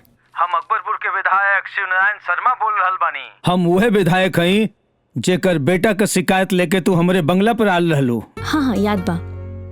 का बात है विधायक जी, इलेक्शन शुरू हो गइल बा का? जे रउआ वोट मांगे खातिर फोन कइले बानी? अरे ना ना बिटिया, वोट ना, हम कुछ और मांगे चाहतानी। विधायक जी, एगो टीचर सिर्फ ज्ञान दे सकेला और उम्र नहीं के ज्ञान लेवे के। रउआ जनता जनार्दन के सेवक हई तो सेवा करी, का पता जनता खुश हो गए रउआ के फिर से विधायक बना दी। ए बिटिया, वही दिन तू हमारा बेटा के जे सबक सिखैलू ना, वही दिन हमारे बेटा की जिंदगी बदल गई। आज हम विधायक के रूप में ना, एक सेवक के रूप में तो से बोल रहल बानी। बेटी, आज हम तोहके कुछ देवे ना, तोहसे कुछ मांगे चाहतानी। बोली। रोशनी तो हर बहिन है ना, रोशनी के अपन घर के बहू बनावे चाहता है। तो रउआ के रोशनी के घर वालन से बात करे के चाहिए। का मतलब? मतलब ई कि रोशनी से हमार एगो इंसानियत के रिश्ता बा, वो हमार सगी बहन नहीं खे। अगर वो राहुल घर के बहू बन जाए तो हमरा से ज्यादा खुशी केहू के ना होई। बाकी एकरा खातिर रउआ के ओकर घर वाला से बात करे के पड़ी। हम एमे राहुल कोनो मदद ना कर सकीले, हमरा के माफ करती। अरे रोशनी, हम तोहरे रास्ता देखत रहनी है। वो मेडिकल टेस्ट के नोट्स थोड़े लगे होखी ना,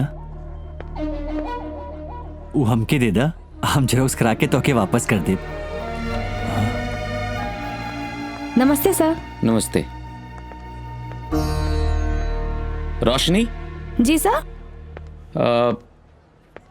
हमरा तहरा से कुछ बात करे के रहे। जी। तू ही कॉलेज के सबसे ब्रिलियंट स्टूडेंट बड़ू और आज हम बहुत खुश बानी काहे कि कॉलेज के सबसे उदंड लड़का चंदन अब सुधर गइल बा, आपन पढ़ाई में मन लगावता, आपन कैरियर के बारे में बात कर रहल बा। हमरा के मालूम बा ई सब तहरा वजह से भइल बा। हमार बात माना, तू हूँ ओकरा के माफ कर द, पढ़े में ओकर मदद कर। सर, रउआ एगो अच्छा प्रोफेसर होके के साथ साथ एक महान इंसान भी बानी जे सबके बारे में अच्छा सोचेले। अब रउआ परिवार में के बा? हमार परिवार में हमार परिवार में माई, हमार बाबूजी, भाई बहन, पूरा आशियाना भरल बा हमार परिवार में। और बीबी बच्चा? हमार अभी तक बियाह ना भइल। काहे सर, केहू धोखा देले रहे का? ना ना, ऐसन बात नहीं खे, बात कुछ और बा। कुछ साल पहले हमार बियाह तय भइल रहे। बड़ा खुशी खुशी हम दूल्हा बन के बैंड बाजा लेके बाराती लेके जात रहनी हो। रास्ते में पता चलल है कि हमार होके वाली दुल्हन अपन प्रेमी के साथ भाग गई रहे। ओह। सारा गांव में हमार जग हसाई हो गई रहे। तब से हमारे शादी ब्याह से मोह भंग हो गई, हमार विश्वास से टूट गई। तब से ही अध्ययन अध्यापन में अपन जिंदगी व्यतीत कर रहल बनी। बढ़िया भागन होई उ लड़की जे रउआ जैसन देवता इंसान के छोड़ के चल गई। अब वैसे के रहे उ लड़की? हम उनकरा के कबो देखले तो नहीं खी, काहे कि हमार बियाह हमार परिवार वालन लोग तय कैले रहे। हाँ, बियाह से पहले उनकर एगो फोटो आयल रहे। आज तक वो फोटो के हम अपन पर्स में संभाल के रखले बानी। देख, बड़ी सुंदर बाड़ी हमार चांदनी।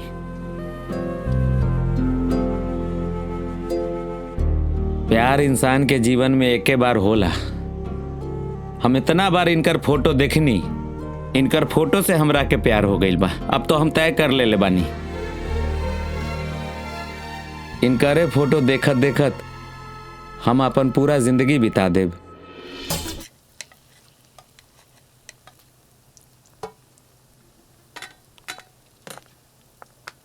दीदी, हाँ, आई लव यू। अरे वाह, इतना प्यार। डॉक्टर बन गई का? दीदी, डॉक्टर तो आज नकल बनिए जाए। अच्छा एक बात बतावा, जब तू लफुआ प्रेम के चक्कर में पड़ल रहू तब तोर बियाह ठीक भइल रहे ना? ओ छोड़, तोहरा के मालूम बा आज चंदन के पिताजी विधायक जी के फोन आइल रहे। अच्छा, और मालूम बा का कहलस? का? वो तोहरा के अपन घर के बहू बनावे चाहता रे। और वो तोहरा के हमार बहन भी समझत रहलन।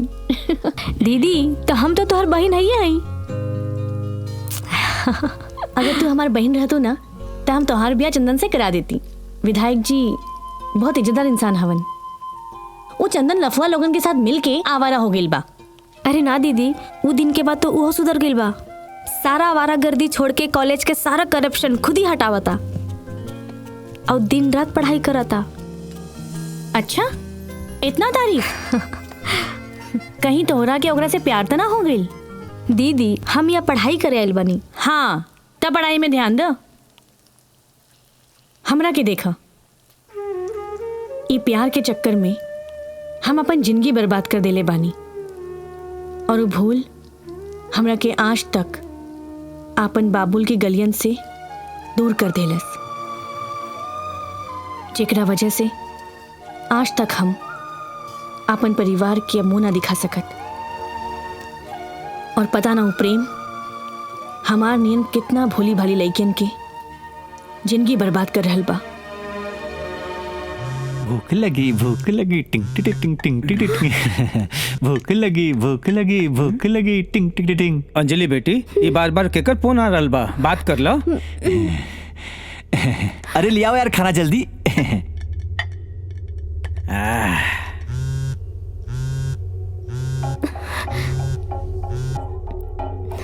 अंजना, केकर फोन हो?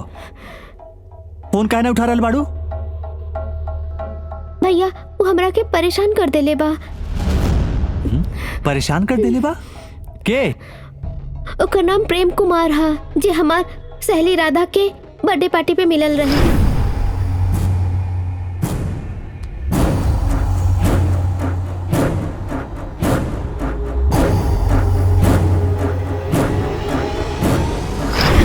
तब से हमरा के ब्लैकमेल कर रहल बा। टोके के कहले रहल पार्टी में जाए के और दारू पिए के? हाँ, ये घरे में संस्कार सिखले बाड़ी तू? अच्छा, आज तोरा संस्कार याद आ रहल बा। रुका, हम पुलिस के फोन लगाओ तानी। ना बाबूजी, पुलिस के फोन मत करी। बात बाहर जाई तो घर की बदनामी होगी। हमरे ऊपर भरोसा रखी, हम सब मामला संभाल लेब।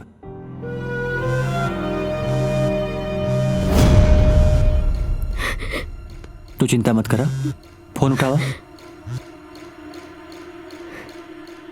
बात कर। अंजना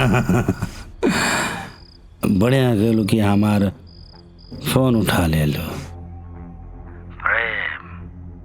प्रेम कुमार नाम है हमारा, न भूलब और न भूले देव, न छोड़ब न छोड़े देव। अब हम तहार और हमार रोमांटिक फोटो फेसबुक और इंस्टाग्राम पर अपलोड कर देव। और तहार बाबूजी जोन बाड़न विधायक जी, ओकर तो पूरा करियर चौपट हो जाई। और तहार जोन भाई बा चंदन, ओकर तो नाके कट जाई। पूछा का चाहता हूँ? का चाहिए? पगार, वेतन, तनख्वाह, वो भी पूरा 50,000। कहे कि तोर बाप विधायकी में बहुत माल कमैले बा। कहाँ मिले के बा? वही जहाँ कोई आता जाता नहीं।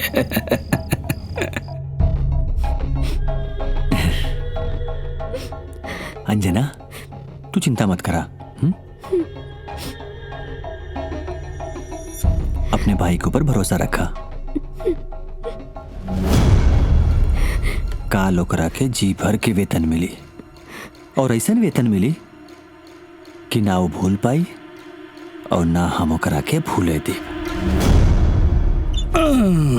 इंतहा हो गई इंतजार की, आईना कुछ खबर मेरे यार की। प्रेम ये हमार वेतन आगे लगा था। इला 1 लाख ना 10 लाख ला, लेकिन हमारे सामने हमारा सारा फोटो डिलीट कर दा।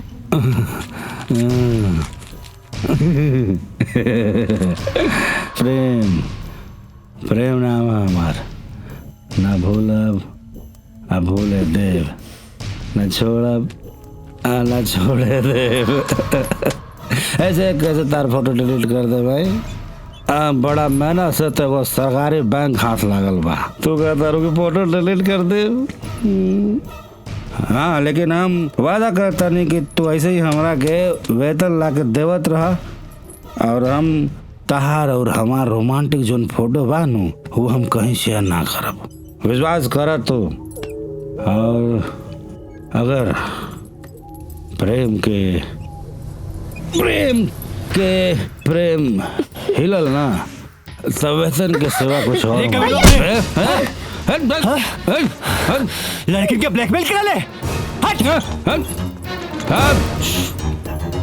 चुप। जाना तारे हम के बानी? क्या कर बे?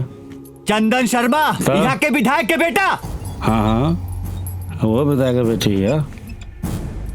अभी चाहती ना? हाँ। तोरा के जेल में सड़ा देती। अच्छा हाँ, ऐसा नीच काम छोड़ दे। हाँ। ना तो इतना जूता मारब कि ते गिन भी ना पाइबे। चल मोबाइल निकाल। जितना मारम।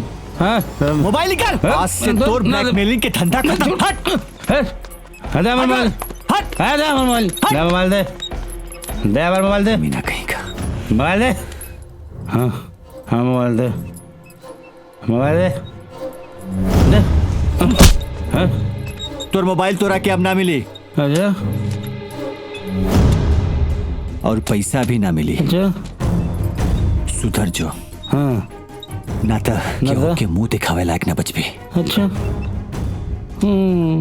हट। अबे चल आज बड़ा बहुत मुंह दिखावा मत ये। प्रेम नाम है हमार, प्रेम कुमार, ना भूलब न भूले देव। ऐसे अधम मनुज खला कृत जुग त्रेता नाही, द्वापर कछुक बृंद बहु होई है ही कलयुग माही। जी आई। अच्छा बराती का चश्माने के घरे में बा। बाबा एक और चौधरी साहब प्रणाम। प्रणाम जी प्रणाम प्रणाम। हम पहचानी ना आपके। अरे चौधरी साहब, ये अकबरपुर के विधायक शिव नारायण जी बने। जी प्रणाम। अरे कुर्सी लो। बैठे जो नाश्ता तक जरूरत नहीं है, रुक जा बेटा। चौधरी साहब, शहर बाजार में अब ऐसा संस्कार कहाँ देखे का मिलला कि एक अनजान मेहमान के चाय नाश्ता पहले पूछल जाला और परिचय बाद में। मेहमान तो भगवान के समान होला विधायक जी, और ये तो सौभाग्य हमार बा जौन आप हमरा दरवाजा पे पधारनी। अरे ना ना ना, सौभाग्य तो ये हमार बा। अरे हम आज रउआ के दरवाजे पर एक भिखारी बन के आयल बानी। जैसे कि भगवान राम के पिताजी दशरथ कितना बढ़ के राजा रहलन, लेकिन उनका जब महारानी जानकी के अपन घर के बहू बनावे के रहे तो जनकपुर जाए के पड़ल रहे। वैसे ही आज हम राजा दशरथ के जैसे अपन राजा जनक जी के दरवाजे पे आयल बानी, अपन घर के बहू के खातिर, बिटिया खातिर। बुझनी ना हम। अरे चौधरी साहब, हमार बेटा चंदन और राउर पोती रोशनी इस शहर के एक कॉलेज में पढ़ेला दोनों जने, और रउआ के दियल संस्कार और रीति रिवाज के दम पर राउर पोती हमार बिगड़ल बेटा के सुधार के रख देलेस, ओकर जिंदगी के गाड़ी के एकदम पटरी पे ले आयल। साक्षात लक्ष्मी का अवतार बिया राउर पोती। हम ओकरा के अपन घर के बहू बनावे चाहतानी, यही खातिर आयल बानी। लेकिन विधायक जी, हमार पोती तो अभी मेडिकल की पढ़ाई कर रही बिया, ब्याह के बारे में तो ना सोचनी है अभी। ए चौधरी साहब, हम रउआ के दरवाजा पे बड़े उम्मीद और विश्वास के साथ आयल बानी। और जहाँ तक रउआ के पोती के सवाल बानो, हमारा घर में ई बात रउआ विश्वास रखी कि वो हमार बहू बन के ना हमार बेटी बन के रही हैं। वो जहाँ तक पढ़ियन हम पढ़ाई उनका। आज आपके बात से तो लग रहा बाकी हमार पोती हमार दियल संस्कार के मान रख लेलस। फिर भी विधायक जी एक बार घर परिवार में बाल बच्चन से बात कर ली ना, जैसे नहीं हम आपके बता दे। चौधरी साहब हमके रउआ के फैसला के इंतजार रहे। हम चले चाह। जी प्रणाम प्रणाम प्रणाम। नमस्ते। अब देखा बाबूजी का कहे। अरे बबलुआ। हाँ बाबा जी। हमर पोती तो हमर मान बड़ा देलस रे। बहन क्या करे।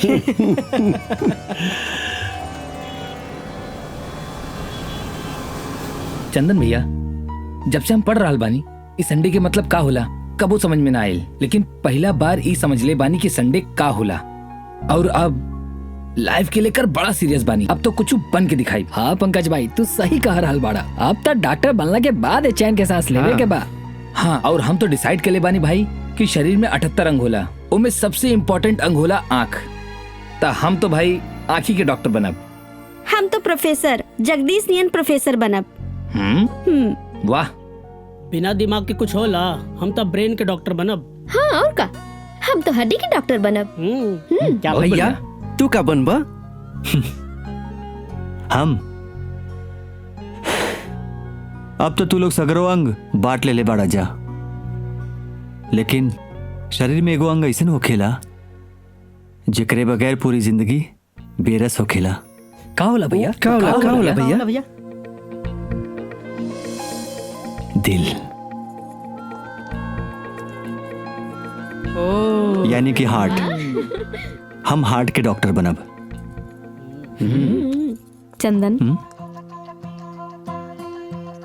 दोस्ती हो गई। इला नोट्स जेरोक्स निकाल लिया और सब लोग एक कॉपी ले लिया। और आज से ई कॉलेज के साथे साथे हमार दीदी भी तू लोग के कोचिंग पढ़ाई। ई सेमेस्टर में हम सबके फर्स्ट क्लास आवे के बा। चंदन दोस्ती ना करवा हमरा से। चंदन मिला लो भैया। चंदन मिला लो भैया। चंदन एगो बात कही। काल हमार बाबा पापा और हमार छोट भाई बबलू तोहर घरे आओ तड़न जा, हमनी के शादी के बात करे। तू खुश बाड़ू ना? हाँ हम तो बहुत खुश बानी। और तू? हम बहुत खुश बानी। हम तो अपने सब दोस्तन के और वो अपने प्रोफेसर जगदीश जी के भी बुला ले बानी अपने घर पे। तू ना कालू चांदनी दीदी के लेके हमारे घर आ जाइयो। चंदन उ ना आ सकेली। काहे? चांदनी दीदी हमार उहे दीदी बाड़ी। उ बहुत साल पहले एगो के प्रेम के चक्कर में आके घर छोड़ के भाग गई रही। का? हाँ, हम तो ऐसा संजोग से उनकरा से भेटा गई नहीं। हम उनकरा पहचान गई नहीं, पर उ ना हमरा पहचान पैनी। काहे कि हम बहुत छोट रहनी, तबे हमार पापा हमनी के गोरखपुर लेके चल गए रहन और दीदी गांव में रहे। चांदनी दीदी तो हाँ सग दीदी बाड़ी? हाँ, और जाना तड़ा जब दीदी गांव से भागल रहे तो उनकर शादी केकर साथे होत रहे? अपन जगदीश सर से। दीदी के भागला के बाद उनकर तो शादी ब्याह से मने उठ गई, यही से वो आज तक न शादी कैलन। और दीदी से इतना प्यार करेलन कि वो आज तक उनकर फोटो अपन जेब में रख के संजोले बड़न। और दीदी जेकरा संगे भाग के गई रहे वो कहाँ बा? उहे तक कमीना हमार दीदी के जिंदगी नर्क बनौले बा। हमेशा आके ब्लैकमेल करेला, उनकर सारा कमावल पैसा लेके चल जाएला, ई बोल के कि उनकर लोक लाज के छुपावल जिंदगी कि जाके गांव में ढिंडोरा पीट के सबके बदनाम करी। के हऊ? और का नाम बा ओकर? प्रेम कुमार। प्रेम कुमार? अब तू सगरो चिंता करब छोड़ द। और रहल बात चांदनी दीदी के, चांदनी दीदी बहुत इज्जत के साथ अपने बाबुल के गले में जही। और रह गए प्रेम कुमार। ई बेर वो आई ते जरूर, लेकिन ओकर आखिरी बेर हुई। बस तू हमरा के जब वो आई तो बता दियो। हाँ।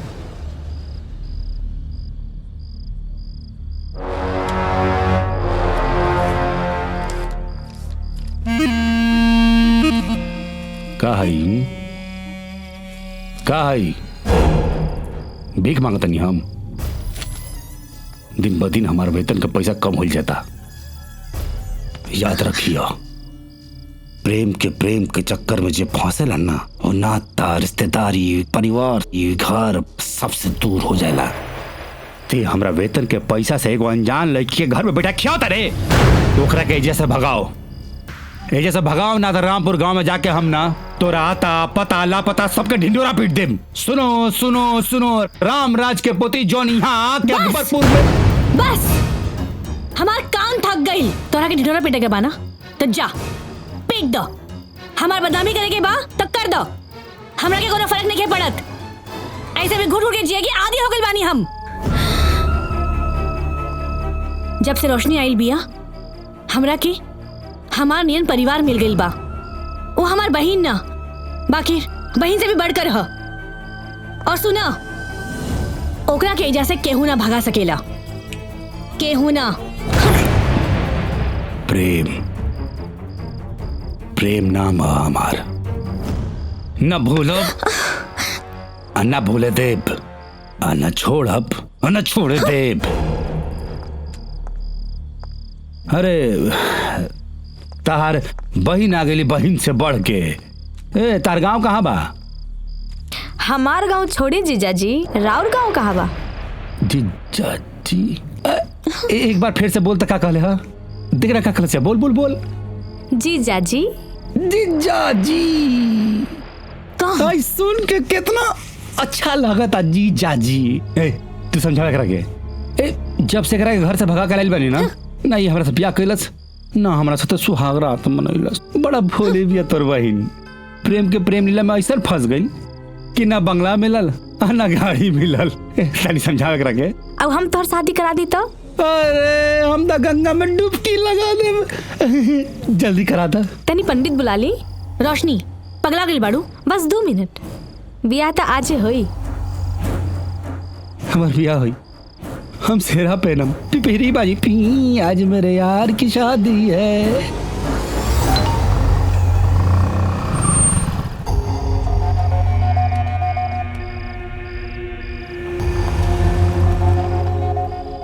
देखा चांदनी कितना समझदार बिया। सुन हमार बात, अब तू अपना गांव तो जाने क्यों सकत, हमें जे तारा के चैन से रहे न दे, तभी ये करा कि चुपचाप हमरा से बियाह कर ला। तो बहुत समझदार बिया। बाकी तेज समझदार नहीं खे।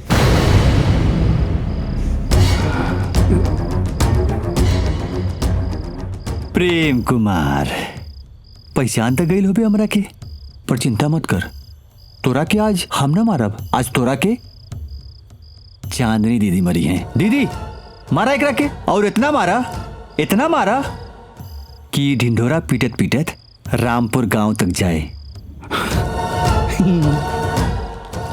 तो दीदी हमरा का मारी? हाँ मार दीदी। चांदनी तू हमरा का मारबो? मारा ना, ला मारा दीदी।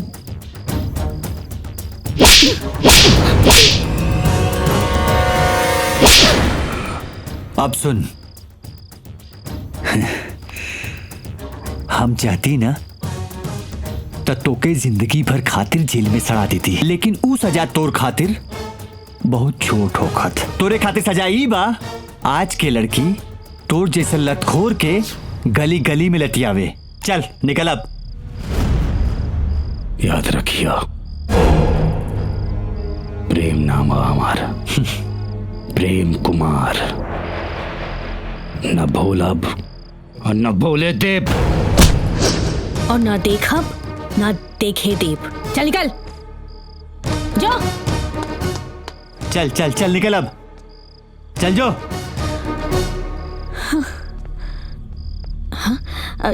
चंदन, एगो बात बतावा, तोरा के हमारे गांव के नाम कैसे पता चलल? अरे दीदी, एक विधायक के लड़का बानी हम, और हम सबके खोज खबर रखीला। रउआ के बारे में हमके रोशनी सब कुछ बता देले बाड़ी। अच्छा सुनी, काल ना रोशनी के घर से हमने के मंगनी के खातिर लोग आ रहल बाड़े। हाँ?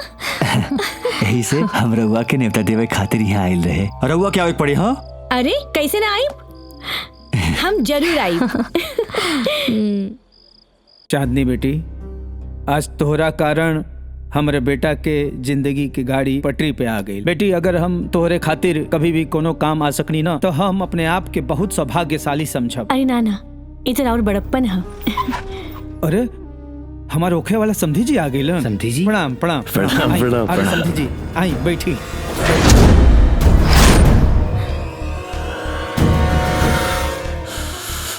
रोशनी, ये तोहफा देवे खातिर बुलौले बाड़ू यहाँ पर। बाबा, दीदी के माफ कर दे बाबा। कौन दीदी? कैसन दीदी? ये लड़की से हमरा कोनो रिश्ता नहीं है। एकरा से कह दे कि यहाँ से चल जाए। चौधरी साहब, ये सब का हो रहल बा? अरे पापा, हम बताओ नहीं। ये चांदनी दीदी चौधरी साहब के बड़ी पोती बाड़ी।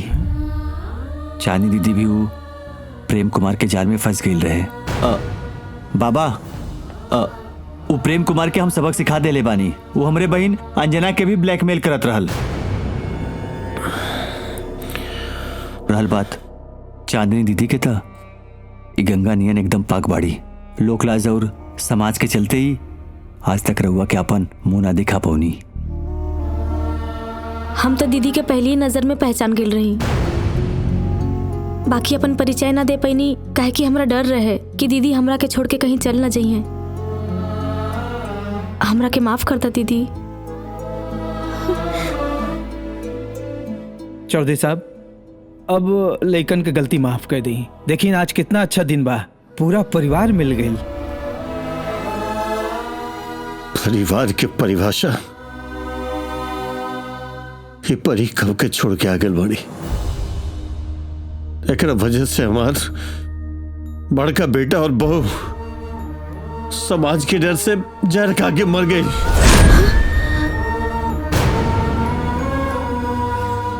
रहुआ करल मानी की एकरा के माफ कर दी। बाबा, दीदी के रोकला बाबा। रोशनी, हम यहाँ तोरा और चंदन के बियाह खातिर आयल बनी। बाबूजी, चांदनी के माफ कर दी बाबूजी। बाबा जी, आज हमारी बड़की बहन मिल गई। रोक लेना बाबा जी, रोक लेना।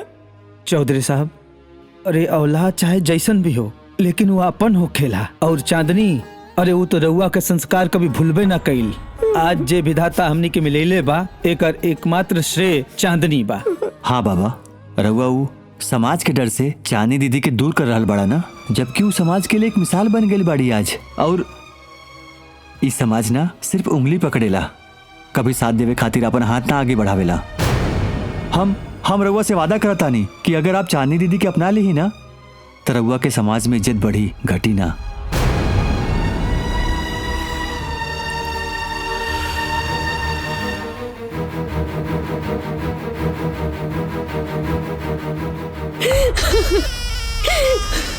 मम्मी पापा, हमरा के माफ कर दी।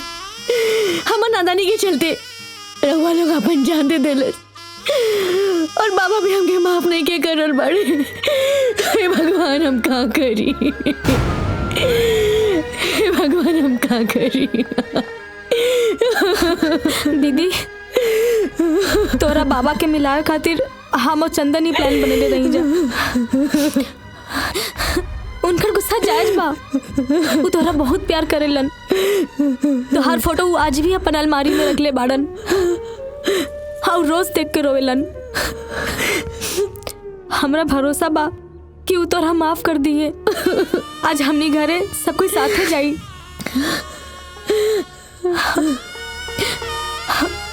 हम तो सोच ले बानी कि हम अपन दीदी के उनकर बाबुल के गलियां पहुंचा के ही रहब।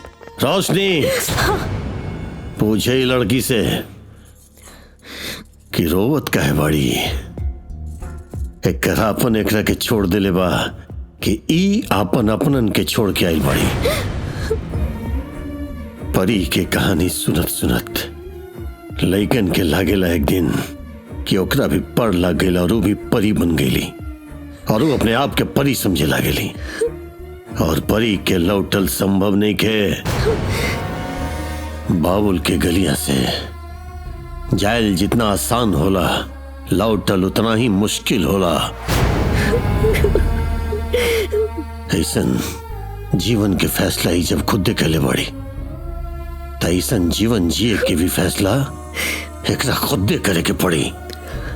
विधायक जी हम जाके जाओ जी। ऐसे कि हमरा अपना पोती के ब्याह के खबर हमरा अपना गांव समाज और अपन रिश्तेदारन के बीच में देवे के बाद चलिए प्रणाम। प्रणाम। जे हमरा खानदान के मान मर्यादा और सम्मान के जानेला वो हमरा साथ आके गाड़ी में बैठ सकेला, वरना हम जा रहल बानी।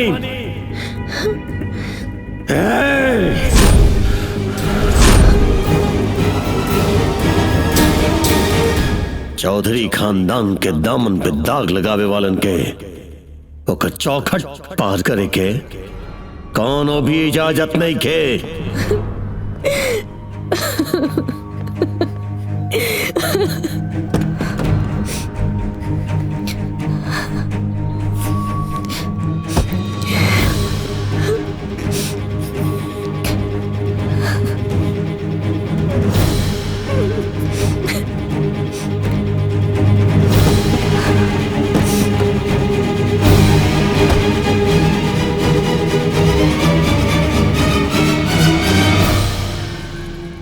चिंता मत करा, सब ठीक हो जाए।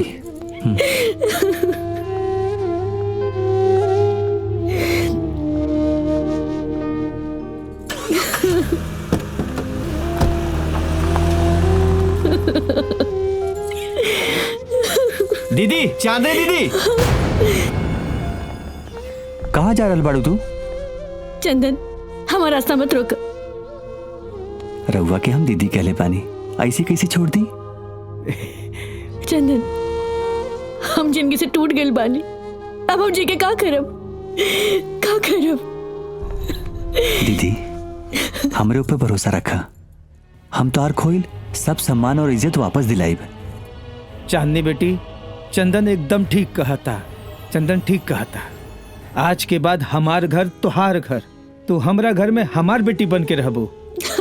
हाँ बाबूजी, अब हमारे एगो बहन ना दू गो बहन बाड़ी।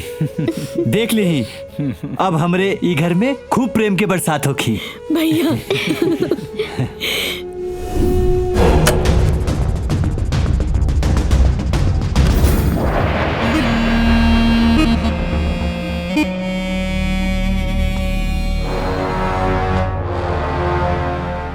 संकट के टाइम जैसे पीड़ा जो सुमिरे हनुमत बल बीरा। जय जय जय हनुमान गोसाई, कृपा करो गुरुदेव की नहीं, जो सतबार पाठ कर कोई चुनई बंदी। सुनो सुनो सुनो, एक घर में जितना लोग बा हमारी बात सुनो। प्रणाम चौधरी साहब। है प्रेम, प्रेम कुमार नाम है हमार। न भूलब न भूले देव, न छोड़ब न छोड़े देव। ई घर से जौन लड़की भाग गए ना ओकर पता लेके आइल बनी हम। ओकर पता तक यू लगाना पैलस, लेकिन ई चौधरी खानदान और ई हवेली के इज्जत जे नीलाम करके घर से भाग गई रहे, वो अकबरपुर के एक मामूली से कॉलोनी में 6x6 के कमरा में रहता रही। बड़ा दुख होत हुई ना जब कोनो जवान लड़की घर से भाग जात हुई तब। है अरे प्रणाम। ई राउर छोट पोती है ना, ई भी अकबरेपुर में रहेली चांदनी के साथ है। ओकरा हाँ में हाँ मिलावेले। हाँ ओकरा हाँ में मतलब हम ना हमार कहे के मतलब ई बा चौधरी साहब हमरा के लेके ना भागल रहे।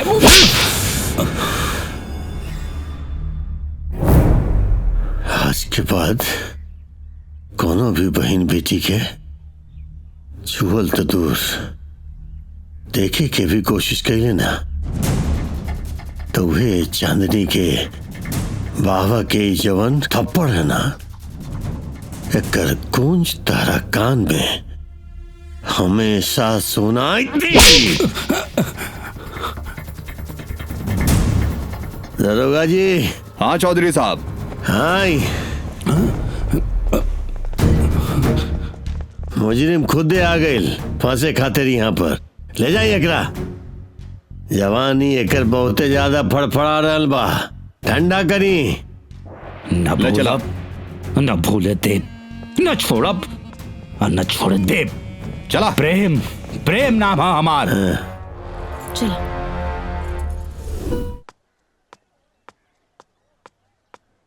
चांदनी दीदी, पापा मम्मी बाबा जी, चांदनी दीदी आ गई। चांदनी दीदी, चांदनी दीदी, हमार चांदनी दीदी आ गई। चांदनी दीदी।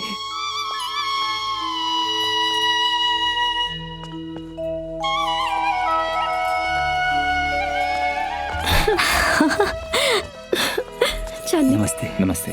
तू आ गई लू। चल अंदर चल। वहीं रुक जा लड़की।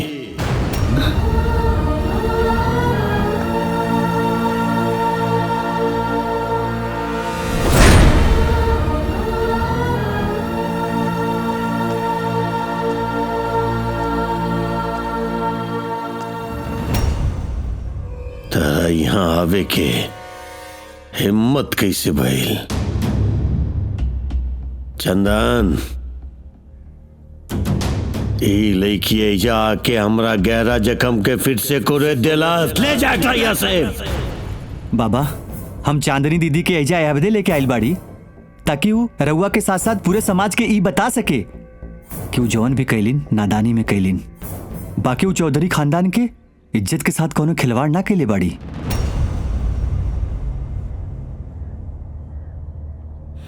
अच्छा,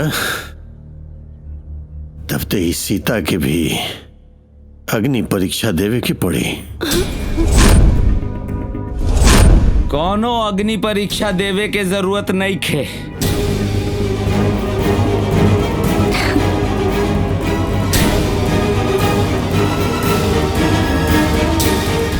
बाबूजी, पहले हमार पूरा बात सुन ली, फिर कोनो निर्णय ली।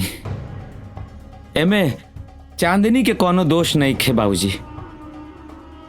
चांदनी के बारे में हमरा के सारा सच्चाई चंदन और रोशनी से पता लाग गई बा बाबूजी।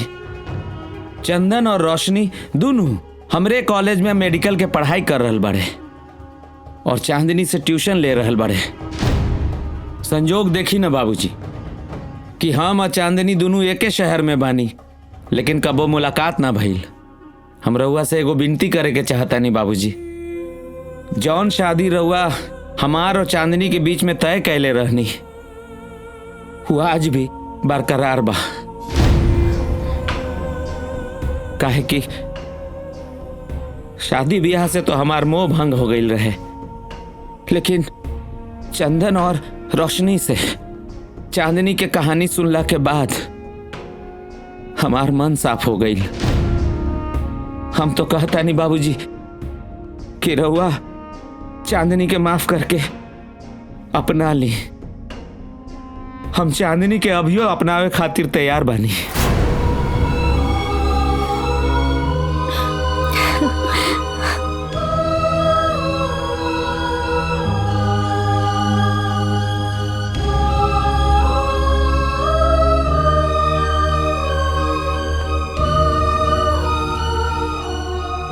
हमर चॉकलेट।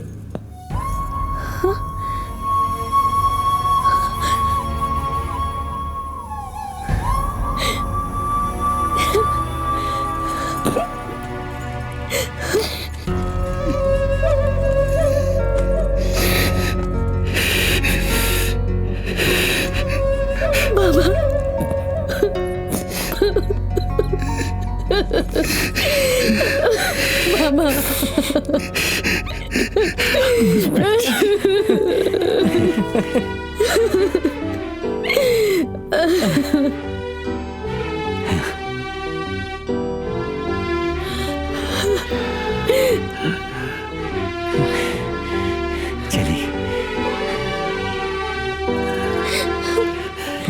खुश रह बेटा।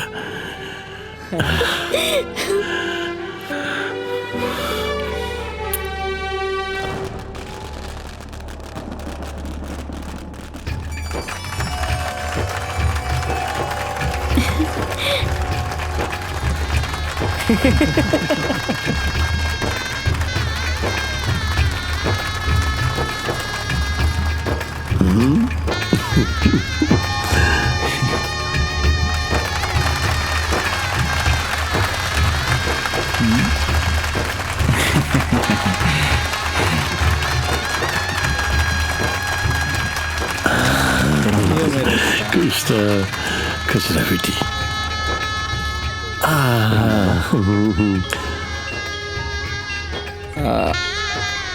अरे उठावा तनी रुका ना। हेलो, हाँ, ओके, थैंक यू।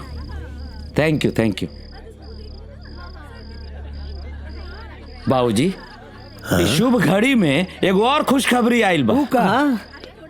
चंदन और रोशनी MBBS के पढ़ाई में फर्स्ट डिवीजन से पास हो गई। बहुत बढ़िया, बहुत बढ़िया, बहुत बढ़िया।